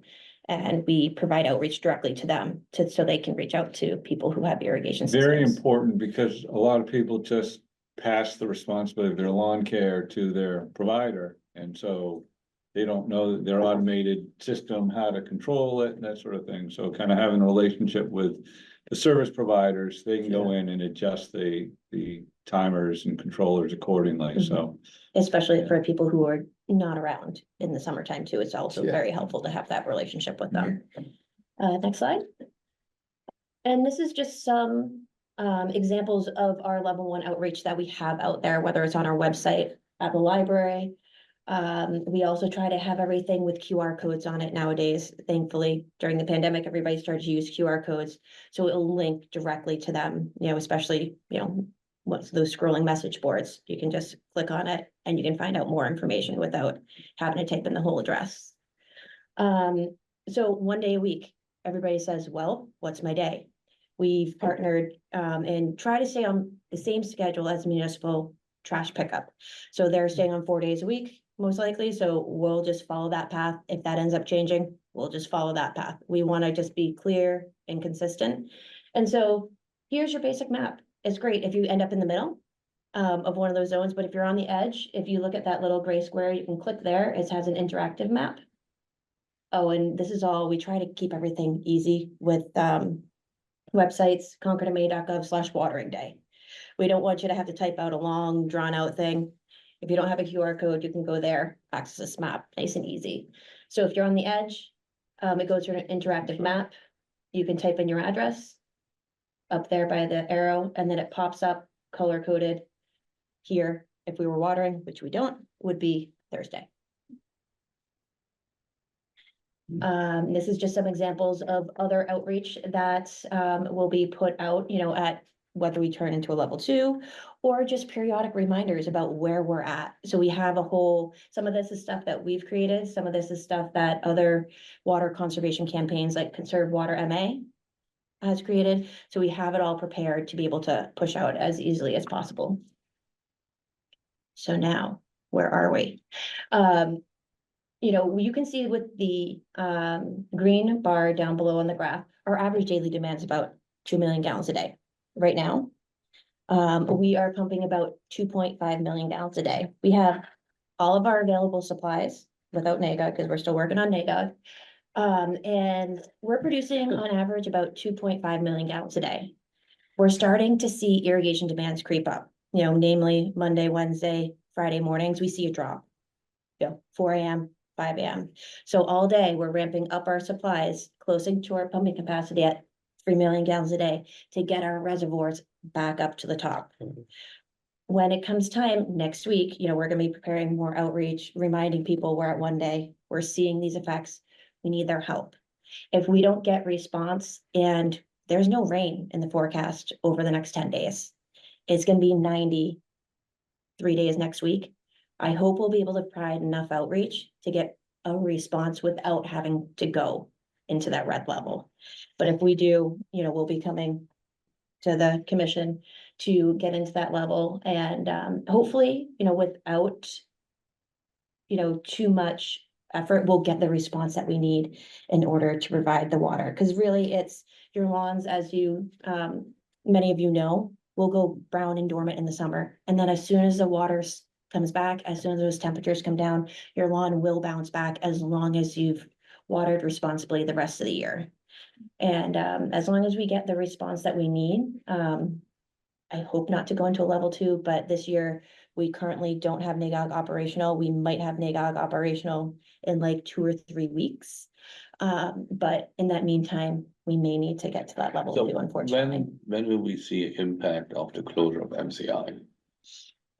It started. Yeah. So Yeah, they so you are, see, we're seeing, so MCI is, you know, it's, I think we talked, we're about, is it? It's 9%. Yeah, 9%, but I'm trying to think it was, 300, I'm forget how many 100,000, per day. It's in the commission report. But it's not significant enough, it's an offset. But, you know, the point, what Melissa's saying is, if we do not get a response, if we lose a source of supply, or we don't have NAGOG available during the peak summer, we know if it's not raining, you know, rain can change everything. Last summer. Like last summer, there was no impact and we Yeah. didn't have NAGOG. But we didn't have to really sort of call, you know, serious attention. In the memo, you'll see, every time we ramp up the limit, it requires a lot of effort, a lot of outreach, and a lot of impact onto the community. And one of the things that we sort of, is a reminder to this group that historically, we used to have to convene, get a quorum of commissioners to make a declaration or to increase a level to, you know, from a level 1 to 3. Well, the commission sort of decided, you know what, we will trust the director talks to the chair. The chair will then be aware of the situation, and as proxy will make that, you know, decision, you know, to say, and, you know, authorize the issuance of this next, you know, step. And some of these steps include, potential, violation, you know, notices. Historically, we are very mindful of, it's not about the money, it's about the behavior. But you have to get someone's attention. So oftentimes getting attention might simply be a warning, a notice, you know, a warning. And then if it's just something that continues, then maybe, I think it's $100 per event, Yeah. you know, but it's, you know, the challenge in a community like Concord is people pay so much for their landscaping that they right. just, Mhm. you know, but really it's, you know, kind of the civic duty, and, you know, we're there because everybody needs to really abide. So we have to have some consequence if they don't. You had this half sentence that NAGOG may be available in 2 weeks from now. Mhm. We're Is this- working on it. She's Is this optimistic. an optimistic hope? Is this a realistic hope? So we have, at this point, we've talked a little about this liner, you know, sort of issue that, you know, we had a liner installed, it didn't perform as is designed. We've done some work to try and mitigate, not necessarily, commission it properly, but presently we have a situation where we're able to get sufficient flow through the intake. Not design basis, but enough that we could operate for maybe 500,000 gallons a day. And the quality, we were also not sure with this temporary condition, what the quality would look like. So we're measuring that as we speak. And quality for NAGOG surface water, we're concerned about turbidity. That's sort of almost a cloudiness of water. We weren't sure if turbidity would be in the right range. Presently it is, but we also have to look at bacteria. And so we're doing some monitoring, and if the bacteria is good, the turbidity seems okay, and the flow seems okay, we may be able to, fire it up for the summer. So the biggest issue is the flow. Yeah. Flow right now is sufficient to operate like we've done Okay, over the past, you know, 5 years. okay. It's not the design basis that we need once we build that new facility, Yeah. but it'd be enough to operate. We're looking for about 500,000 gallons a day, and we can get that.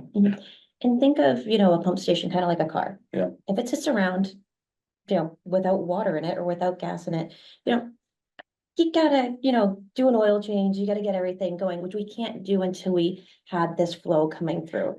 So now over the next week or so, they're gonna be working step by step through the treatment process to ensure that everything's operational and can work. And unfortunately, that can't happen overnight. So they're diligently working at making sure that the processes are gonna function There was appropriately. as I recall, there was some disagreement between the town and the vendors, whoever did the work out there about resolving that problem. whatever Yeah, caused the liner. we're still, That hasn't been resolved yet. it hasn't been resolved yet. So You know, there's no what we- path forward to fix the whole thing. Not at this point, but what we were looking for is a, kind of a bridge over the peak, demand period. So that we can supply water and resolve that, you know, issue as far as what the cause is, why we aren't getting the performance that we anticipated. One other quick thing I just wanted to mention before we transition is that due to kind of rising water temperatures and water age issues, you may see hydrants at some kind of outskirts of the distribution system being run maybe once a week or so.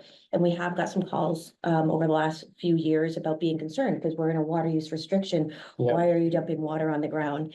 It is necessary to maintain water quality. It's very controlled, but in order to prevent these calls from happening, we do have these kind of routine hydrant maintenance rings that we're installing on the hydrants. So people know possibly that it's something that's planned. There's not just somebody opening up a hydrant and letting it go onto the ground. But just know that it's very controlled and we're just, making sure clean, fresh water makes it out to our last customers. Good. So. Okay, so that's just information. So we'll be working with Sven as there's needs to change the stage, but otherwise we are in a, primary level 1. Thank Do you you. have any projections for the summer, like what we're looking at for the summer with temperature and precipitation? I'm going to the Water Resources Commission tomorrow where they talk about some of those projections. Because they haven't put out a report recently through either the Water Resource Commission or the Drought Management Task Force. So I'm kind of trying to get a pulse as to where we're gonna be at from a water supply Yeah. perspective. Any questions from the public? Anyone here online? No? No? Thank you. Thank you, thank you. If I have to declare level 2, I will have, I don't know, my wife complaining, I know that. You can send me away, I'm used to it. We'll deal with the reaction. You just have to give us the green light. Okay, let's go to the next agenda item. So fiscal year 25 priorities. I think it's a newer thing which Alan and I discussed going kind of after town meeting, going into the next fiscal year, that we're just taking the chance to, in this group, think about what is on our agenda for the literally next 10 months. And where do we want to prioritize and what does it mean to our schedule? Because we have, I tried to do a first simple list and we have a lot this year. Yeah. On this. So one, we already talked about, and just, again, you come up with additional points. The stormwater utility, we have to set up a new enterprise fund and we have to set up the rates. And we have to slot that into the budget timeline for the town and for finance committee, and the same for the other enterprise funds. So I don't want to, Kelly, I want to put you on the spot, but does the finance committee already know when they need what? Not yet. We're still trying to figure out when town meeting is going to be held. Yeah, And that sets the date. We backtrack everything else. Right now, we're looking at June 10 or 17. yeah, beginning of June was the plan, something, So. something like, so that gives us a little bit more wiggle room than In last year. theory. In theory, yeah, okay, so that's one I had on the road, is to just think about, okay, how do we slot this in? And we probably need to have this more interactive, because this is a new budget and a new rate scheme, so that we can chime in and give you guidance. That's in right. So size of budget, what should the rate scheme achieve and things like that. So over the summer, Yeah. staff is gonna be doing a lot of things. I'll give you a really quick update on the stormwater. We're gonna be working with a consultant to develop, a report. So we get a better framework of what rate structures might look like. Steve Dukran is sort of taking a lead, working with a consultant. So Yeah, right now, I don't want to need to have your answer. I We'll just want to be have doing the that over the topic. summer, and then we'll Okay. be able to come in September and sort of start, maybe with a report that will become the foundation of the discussion. Who's the Yeah. consultant? Weston and Sampson. So that's one. Then, the roads program, the discussion that is lingering around moving to tier 3 capital for the roads. Just a reminder, to everybody, that's a borrowing for significant, debt for a long term. And the basic idea is to fast track some of the spendings to upfront this, to get, that we catch up on road repair. Spend more than we were able before, but given it is amortized about, let's say 15, potentially 20 years, but we should think about 15 years in the beginning. It gives us the room to spend money now and amortize it over a longer time and get the catch road up. fixed. Yeah, Yeah, right. yeah. And again, that is probably will be a change to also what needs to get approved at town meeting. And I think finance committee again will have a deeper look into Mhm. this and wants to understand tier 3 That's right. and what it means. So we need to put a bit more time and energy into that. So not sure where this will fit into the schedule, but And dovetail with transportation, there's a transportation plan that is presently been initiated, and we're looking at pavement condition, that's what we talk about. Needing the money for the road improvement, but also potentially intersection, realignments, sidewalks, things that could be sort of dovetailed, so it's a larger capital project, but it includes not just pavement, but other town interests in transportation.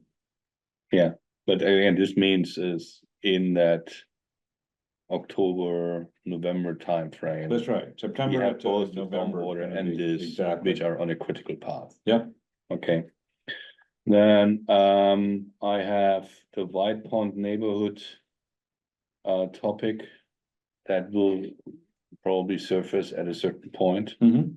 Nothing to do now, so that will be a kind of a wild card in our A lot of schedule. staff work up to preparation, a plan of, some sort that could then be vetted through the Public Works Commission with a hearing, ultimately. Yeah. And the solid waste water, the solid waste and recycling, we just discussed, that keeps you busy over the summer. Yeah. But we have kind of follow-up questions around the composting and other waste streams. That we might want to consider then, let's say, mid fiscal year to start working on it, so we should have that on our list of things. You had the PFAS, the whole project around the Nagog pond, the treatment facility and the other wells. That's big. It's too. very big, multi-year, but this is gonna be But there's something. nothing on that we need to go back to town meeting or, because we have the approval. It is more kind of now getting your organization working and, or, That's right, so the operational sort of understanding and prioritizing where are we gonna spend money and why. And then bring it to the commission as a place to share and update. But no formal authorizations at this point, other than information and awareness. The real goal is trying to meet Safe Drinking Water Act standards in 3 to 5 years. That's our goal. the only things on that is, again, no answer now, no big discussion, but if, let's say, given we have the intake challenges at Nagog, but we also have PFAS work to be done on wells, Correct. that you might think about Prioritization. Yep. Get the wells done. That's right. Independent of that, just, but Exactly, Yeah. and we would be updating the commission as far as what our proposed plan is, so you can hear what direction, and again. From the perspective of the community, it's a sounding board. anything else from other? So we're gonna be meeting daily. No, there's just a lot of work, staff is gonna be very busy, what I recognize is these are areas that aren't new, we've talked about it. I would just volunteer, we have to be careful about taking on too much, Right. we've got a full plate. And next new initiatives, you really gotta be careful as far as, Yeah. can we manage them, so. So what about facilities? Facilities is very important because, especially for public works, we've identified back in 2019, sort of, all of municipal facilities. Public Works now has, Russ Carlstad, who's in the audience, is our facility manager. Now reports, to Public Works, but Concord Public Works has its own needs, but the town has much broader, needs, including police, fire. Kind of looking at, all of the departments. So, but for Public Works, it's just to be aware of, we're going to be, representing, your voice needs to represent Public Works as we talk about where do we look to and, how do we prioritize those? Any budget? It's Stuff we need to be- very high level right now. We've talked about, I've seen, talking about numbers from 30 to 60 million dollars for Public Works alone. But there's a report that's been done and the finance, committee's well aware of this. But it's, we've just been called to the town manager to a kickoff meeting that we're gonna be having very soon. So the commission needs to be aware of it, but there's not gonna be heavy lifting on the commission, but that's gonna be keeping us busy. And we're gonna need your voice to help us with the advocacy of our needs and balance with the other departments too. And then we have a very old wastewater management plan, 20 years old. Yes, which has served us well to help prioritize if there's expansion of our service area or system, where can it be allowed? So it is, bridled, it's not unbridled development. We can't do that. But this dovetails pretty nicely with the MCI opportunity. And so we'll be working with a consultant. We're actually at MCI facility this morning, our team to start evaluating their wastewater treatment plant and looking at that as far as a process. But now we're just about to start a townwide reassessment of it's a comprehensive wastewater master plan and help prioritize what allowances we have left and where they should be prioritized. Affordable housing, economic growth and development. Do we revisit areas that we were identified as future needs 20 years ago, and we're going to determine, no, they won't be part of the next plan. We're going to focus on infill in areas based on, housing, drivers that weren't there 25 years ago. Developing the wastewater plan, is that gonna be in-house or are you gonna get a consultant? No, we'll have support from a consultant. That's a major effort. Yeah, I was impressed that you guys would take that on with everything else you have. Believe me, it has to be done because it dovetails with the MCI Right. challenge. Is there already some, I don't know, more clarity on timings around MCI and Yeah, I think it's important for us to understand, well, there's lots of ideas about inside the wall and redevelopment. The primary focus for Public Works right now is the wastewater treatment plant, and that's gonna continue to operate because the farm, the police barracks across the Route 2 are still gonna need the service. And that was part of the discussion with the operations group. They said, our mission right now is to continue to operate the facility. That's the facilities people. I could see that could be on more of a fast track within years doing something, but fast track is years, Right. not months. And then the redevelopment of the campus is probably longer than that.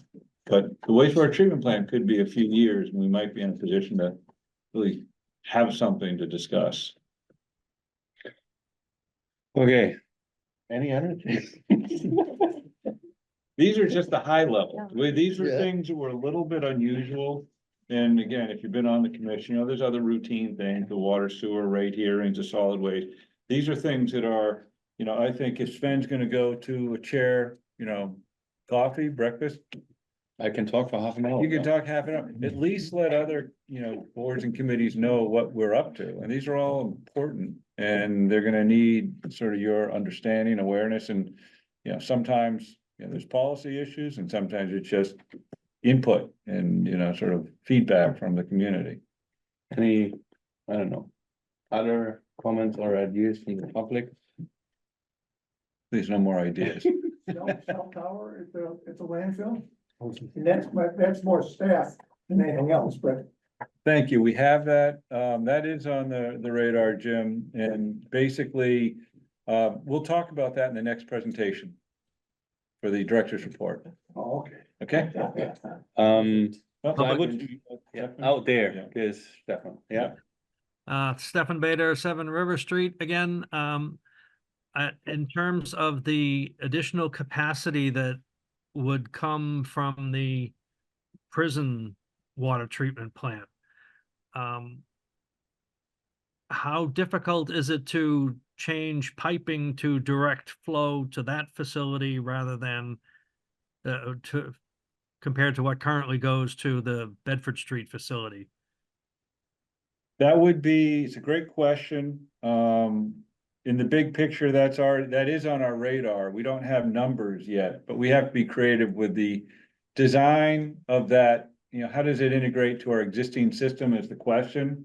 And that'll be part of our assessment and evaluation of its, value to the town. Yeah. Okay. So. Yeah, we don't need to have answers now. It's No, just but those what are, the that questions is, we need to Stefan, that face. is Yeah. something we do have on our radar. Jeff, do you have any other? No? No, I'm good, thanks. Yeah, so I would just encourage you to kind of because there's a lot of big items to use us kind of. Again, Mhm. even if it's conceptual questions, well before there's decision time. Oh, yeah. Yeah. That is, and even if we have to run longer on our meetings, Mhm. it's better. We are all kind of on the same page on things that are coming. Yeah, agreed. Okay, with that, director's report. We're gonna just target highway grounds, just only based on our new model. Aaron, if you can come up and we can, even with the time, I think we can kind of shoot through this, but I'll start. We took our time on the public hearing. So. Well, that was good. That was helpful. I will say is I'm going to, I need to get into the share mode, excuse me.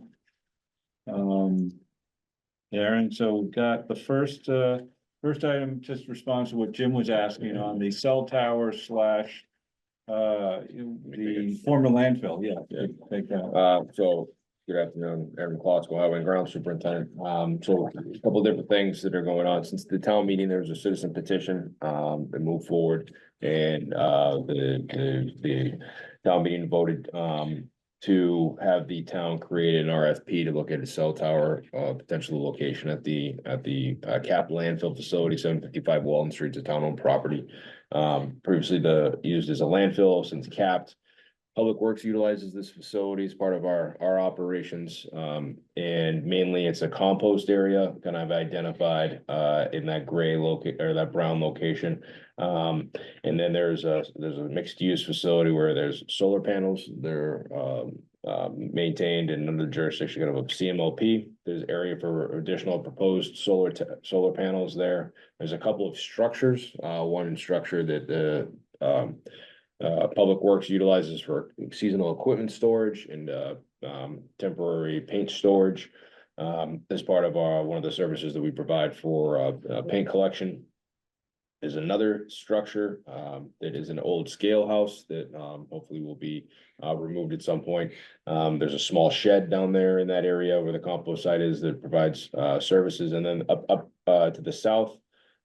East, there is an old, what we refer to as the AT&T shed. It's the shed that supported the old cell tower that was located at that facility. Right now, it's kind of just general storage for different things that we have off season at that same area. We utilize that site for off season winter maintenance equipment, plows, and salt spreaders primarily are stored up there. In the off season, because we just don't have any space here to store all that. So all of the equipment that used seasonally is stored up there from end of April through beginning of October. So I met with the consultant that was hired by the town with some other town staff to look at the site and kind of determine where could a potential cell tower fit that doesn't negatively impact our operations. So a lot of discussions, and what we're looking at is hopefully we can maybe expand on our footprint of the area that we use. If there was any construction that were to take place, if there's a cell tower that was constructed, that would help us better utilize the facility, because now there's some kind of grading issues. There's an existing building that could be, the AT&T shed that could be removed, a better use of that space. Maybe we get another building up in that area that could maybe be a co-use building where we're using it for our communications as well. We all have our own communication needs internally for kind of our two-way radios, or maybe a repeater in that area. Some of that equipment could be stored there. But down in that option B area is one location that was proposed that would not impact our facility. Or our operations of the facility, and then there's option A to the north would be another location that would not impact our operations. So to the credit of the commission, you heard the petition, we didn't have enough information to say it was a great idea or not. Left the option open. Our idea is if something's realized, it's complementary to what we need and want, you know, for our solid waste, you know, program too, so. Is there any potential problem with the, with Walden? I mean, there's no visual thing where. Yes, there's a potential problem for butters. Walden Woods might, you know, have an objection to the cell tower Right. issue, but that's not Public Works concern. Public Works concern is that, you know, we're kind of managing the site. Can we co-host? That was the question to the commission. And to the benefit of the town, we heard loud and clear at town meeting that, you know, people want this, so. Yeah. It's more of, I think, Public Works is kind of agnostic on that end of it. It's more what's the impact on our operations. That's how we present it. Okay. Okay. So the next few slides are photos of general operations for the last month. So big focus on tree planting, seasonal tree planting program. This past town meeting, $50,000 allocated for next fiscal year. Last year, there's $50,000 allocated for public shade tree planting. So this is the town staff and our team that are planting trees, public right of way and setback trees. And a couple different locations. We had 43 trees that we were able to plant in the ground. Did you purposely pick that one picture? Which one? The far right, that's the tree at my house. I did not. No. I did not. I couldn't tell it was your house right there. But yes, so, I don't know. Cemetery, so cemetery, we have a new landscape maintenance contractor that started this spring. And we've been working with them on kind of, maintaining the facility. They did a spring cleanup, they've done a few mowings. And so, but these photos right here are, in the cemetery. We did a lot of tree planting in the cemetery as well. Always looking for open space where we can plant trees and some shrubs, and so some cemetery staff up there, I'm doing some plantings this past month. Drop off, swap off was May 18th here at this facility. It's a very involved operation and event here. It kind of takes over our campus, kind of shuts us down essentially for almost 2 weeks, where we have to move all of our equipment off site. It also opens us up. It does, yeah. Move all of our equipment off site. You can see the roll-off containers or waste management roll-off containers right on the other side of the building, where you would now see a lot of trucks or vehicles and equipment. So we kind of clear the site. It's open to the public and open to residents to come and dispose of things that they might not have another opportunity to do so. Great event. We're close with Reuse it. I'm planning for that.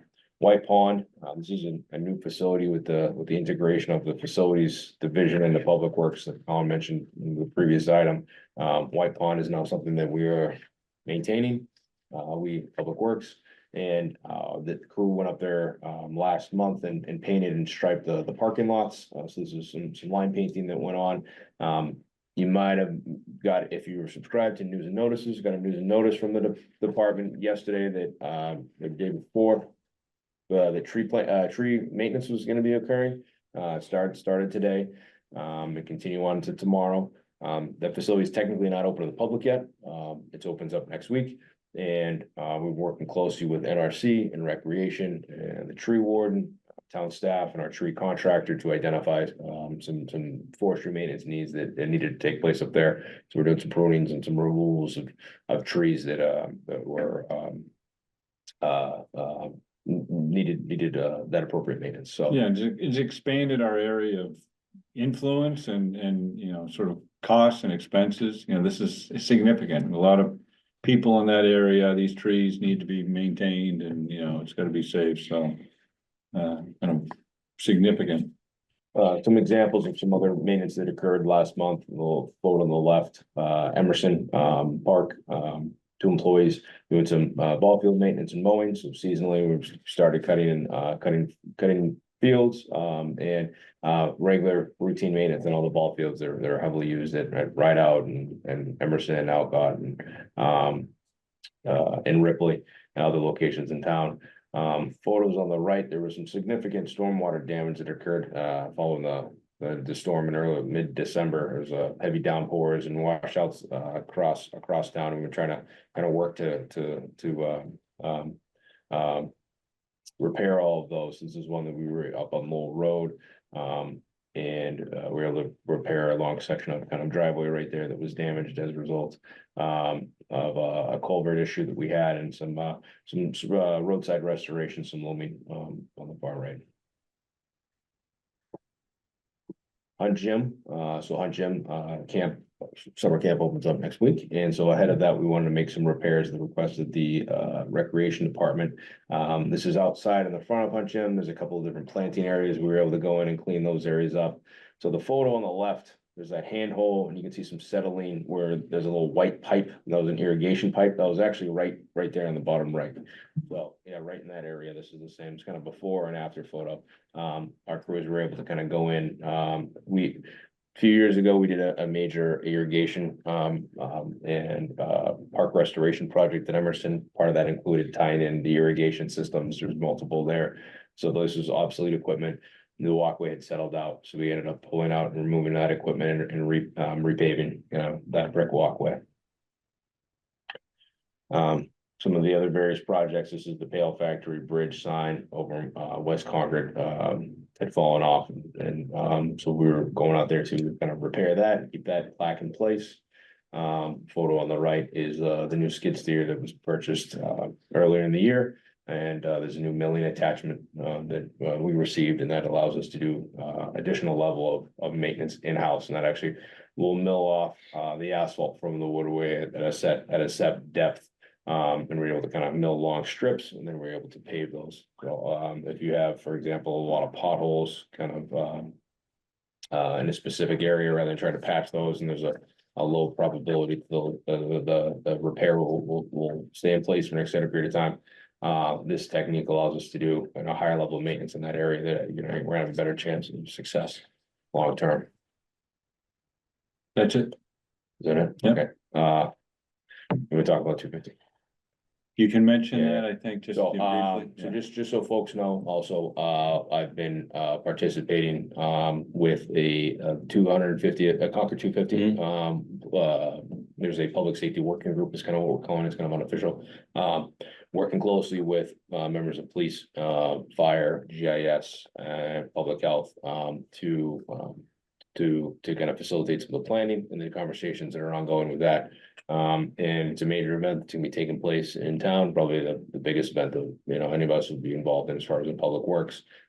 Courage here, where they're anticipating, crowd sizes, upwards of 100,000 people, for, the 250th, celebration. There's gonna be a parade. The parade it's an annual parade, but it's being moved from Monday to Saturday. The lists of invitees include, past sitting presidents, royal family, quite a number of other dignitaries.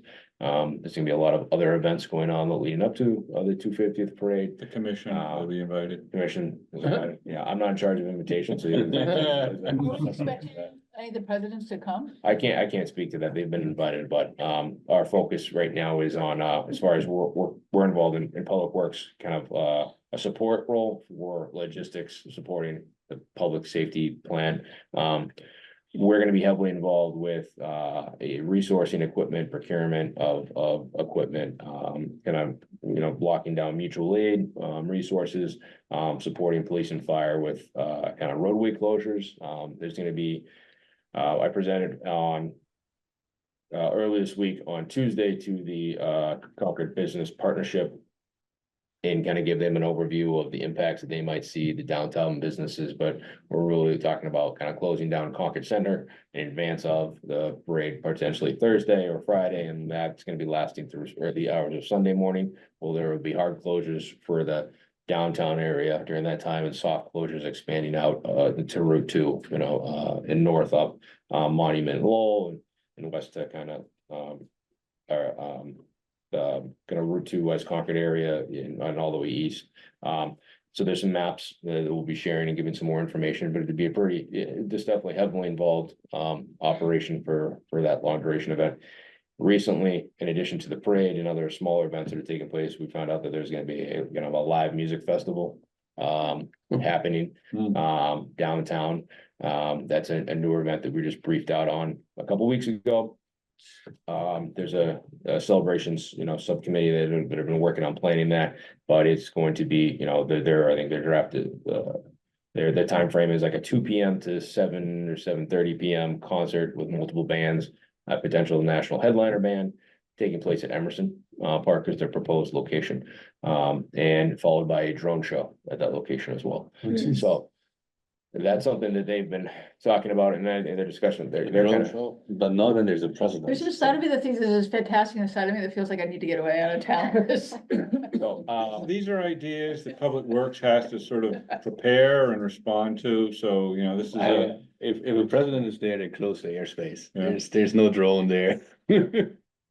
So one thing is on Public Works is years ago, I had the joy that one of the sitting presidents was close where I was. But what they did, they sealed all the manholes along the streets the president was driving. And I know that it was a major hassle later on to unseal all the manholes. So I don't know if they still have that as a practice. They just want to avoid someone who's opening manhole, put a bomb in it, closes and then blows it up and the president's limousine is over it. So is that still something? So I'm not gonna speak to that specific thing, but I will tell you that the town has been working closely with state entities. The state's looking at they're planning statewide celebrations at this level. Yeah. So the week before last, I was at the Mass State Police Headquarters and with MEMA, and they're doing a kind of regional planning meeting because we're not the only community. We have an intermunicipal agreement between Lincoln, Lexington, Concord, and Arlington that are working collaboratively on regional efforts. And when it comes to events like this, while Concord is having our couple major events on Saturday, so is Lincoln during that same time frame. So is the National Park Service. So the 5 different jurisdictions have been participating in planning for over the last year on events specifically for our regions. MEMA is the Massachusetts Emergency Management Agency is very involved in what we're doing, and they're very supportive. There's a number of working groups that staff are involved in planning. So there's a ton of staff time being put into this across all departments in the town right now, primarily police, fire, public works, as we prepare for these type of events. I'm assigned to the hazardous weather and sheltering planning working group, so we're working with team members from other communities as we kind of make a plan where we are not only worrying about kind of our town, but but collaborating with the other communities that are gonna be asking for the same resources that we're asking for. So more to come on that. Remember, What this are is the early dates? April. When is this? April 9th, Yeah. April 19th. Yeah, right, so, Saturday. yeah, which is interesting because weather-wise, Oh, it's- yeah. It's, yeah. You never know. New England. Easter weekend and of course marathon on Monday. Yeah. Like a huge weekend. Thank you for all Yeah, that. yeah, work. really. This Oh, you're is doing- amazing. Any from the director's report from the other things, the only question I have on Main Street, repaving, that's supposed to start in June. Steve, you want to talk about sort of the Main Street Because paving? that has a major, Yeah, I mean, Well, go ahead, yeah, I don't know. so there's a pre-construction meeting with the contractor slated for next Tuesday. We're Okay. gonna be talking about the FY 24 roads program, the paving plan to Main Street is on there. There's multiple sections on Main Street, including the Monument Square that are being Yes. planned for construction. Exact dates of the different locations, I think it's still to be determined. We do that at the meeting next week. okay, but just all, again, is communication is everything that the citizens know once the work starts and Well, before what the to- work or starts. before, yes. yeah. and what to expect and. Steve, have you got much feedback yet based on, sort of, has there been any public outreach yet, butters as far as design element yet? We have, Thanks, Aaron. Thanks, Aaron. we have sent a message to the Economic Development Manager, Committee, yeah. that's the name, Yeah. to help reach out to the business Oh, the meeting, community, yeah. Mimi, Granny, regarding the Main Street, Wallen Street intersection improvements, which we will be getting a schedule at a next week meeting. But it's gonna occur within the summer. Okay, And as you recall, there was a lot of angst when we first were gonna, move on it, getting in towards Christmas, and then that's when we decided to postpone, so. One other thing, to look forward to or not to, would be the gas company, National Grid plans on doing a major main replacement, along Lexington Road from Monument Square all the way to Cambridge Turnpike. Wow. So they will be going before the select board for an approval for grant location, within the coming month or so. And if they should be approved, then that work will happen. We have pushed that they get this work done, place restored, so that, we don't have any work there next year. So. but then would that be at a similar time as the Main Street Yes, repair? fortunately, it's right outside of the Main Street and Monument Yeah, Square but work. it's still, Right, but it's just where they're tying into Monument Square. Yeah. So it is possible we might leave out that area for them to restore. That's just that's within the intersection. It could work out that way. Excuse me, Sven? Yeah.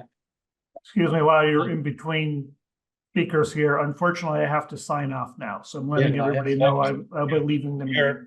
We're coming to the end here. Yeah. Yep. Thank you. Thank you, Jeff. Thank you. Okay.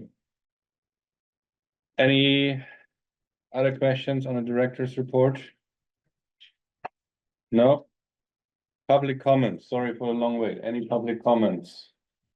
Yes, please. Yeah, it's Jim Terry again. I want to say goodbye. I missed the May meeting. I wasn't in town. I would have done it then. I don't think you'll see me back here. You might be able to see me on Zoom every once in a while.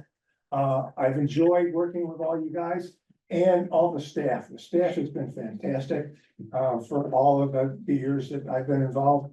And, keep up the good work. I have one suggestion, and that is, look at what the light board does. When they have their meetings, they put their agenda and they have all of the materials underneath it. So it's on the web, so people who want to watch or look at what the meeting does, all the materials are there. And they're all PDFs or pictures or whatever, and I think that would be fantastic if that could be something that should be done. Good, thank you. Thank you. And thank you Thank for you. your years of service. I was expecting you showing up in that gadget we gave you. If it wasn't so warm today, I would. Thank you. Okay, then, commissioners' comments? None? Do I hear a motion to adjourn? Seconded. Okay, roll call. Oh, no, now that Jeff is gone, I can do it like this. All in favor? Aye. Opposed? No, no abstaining, so done. Thank you.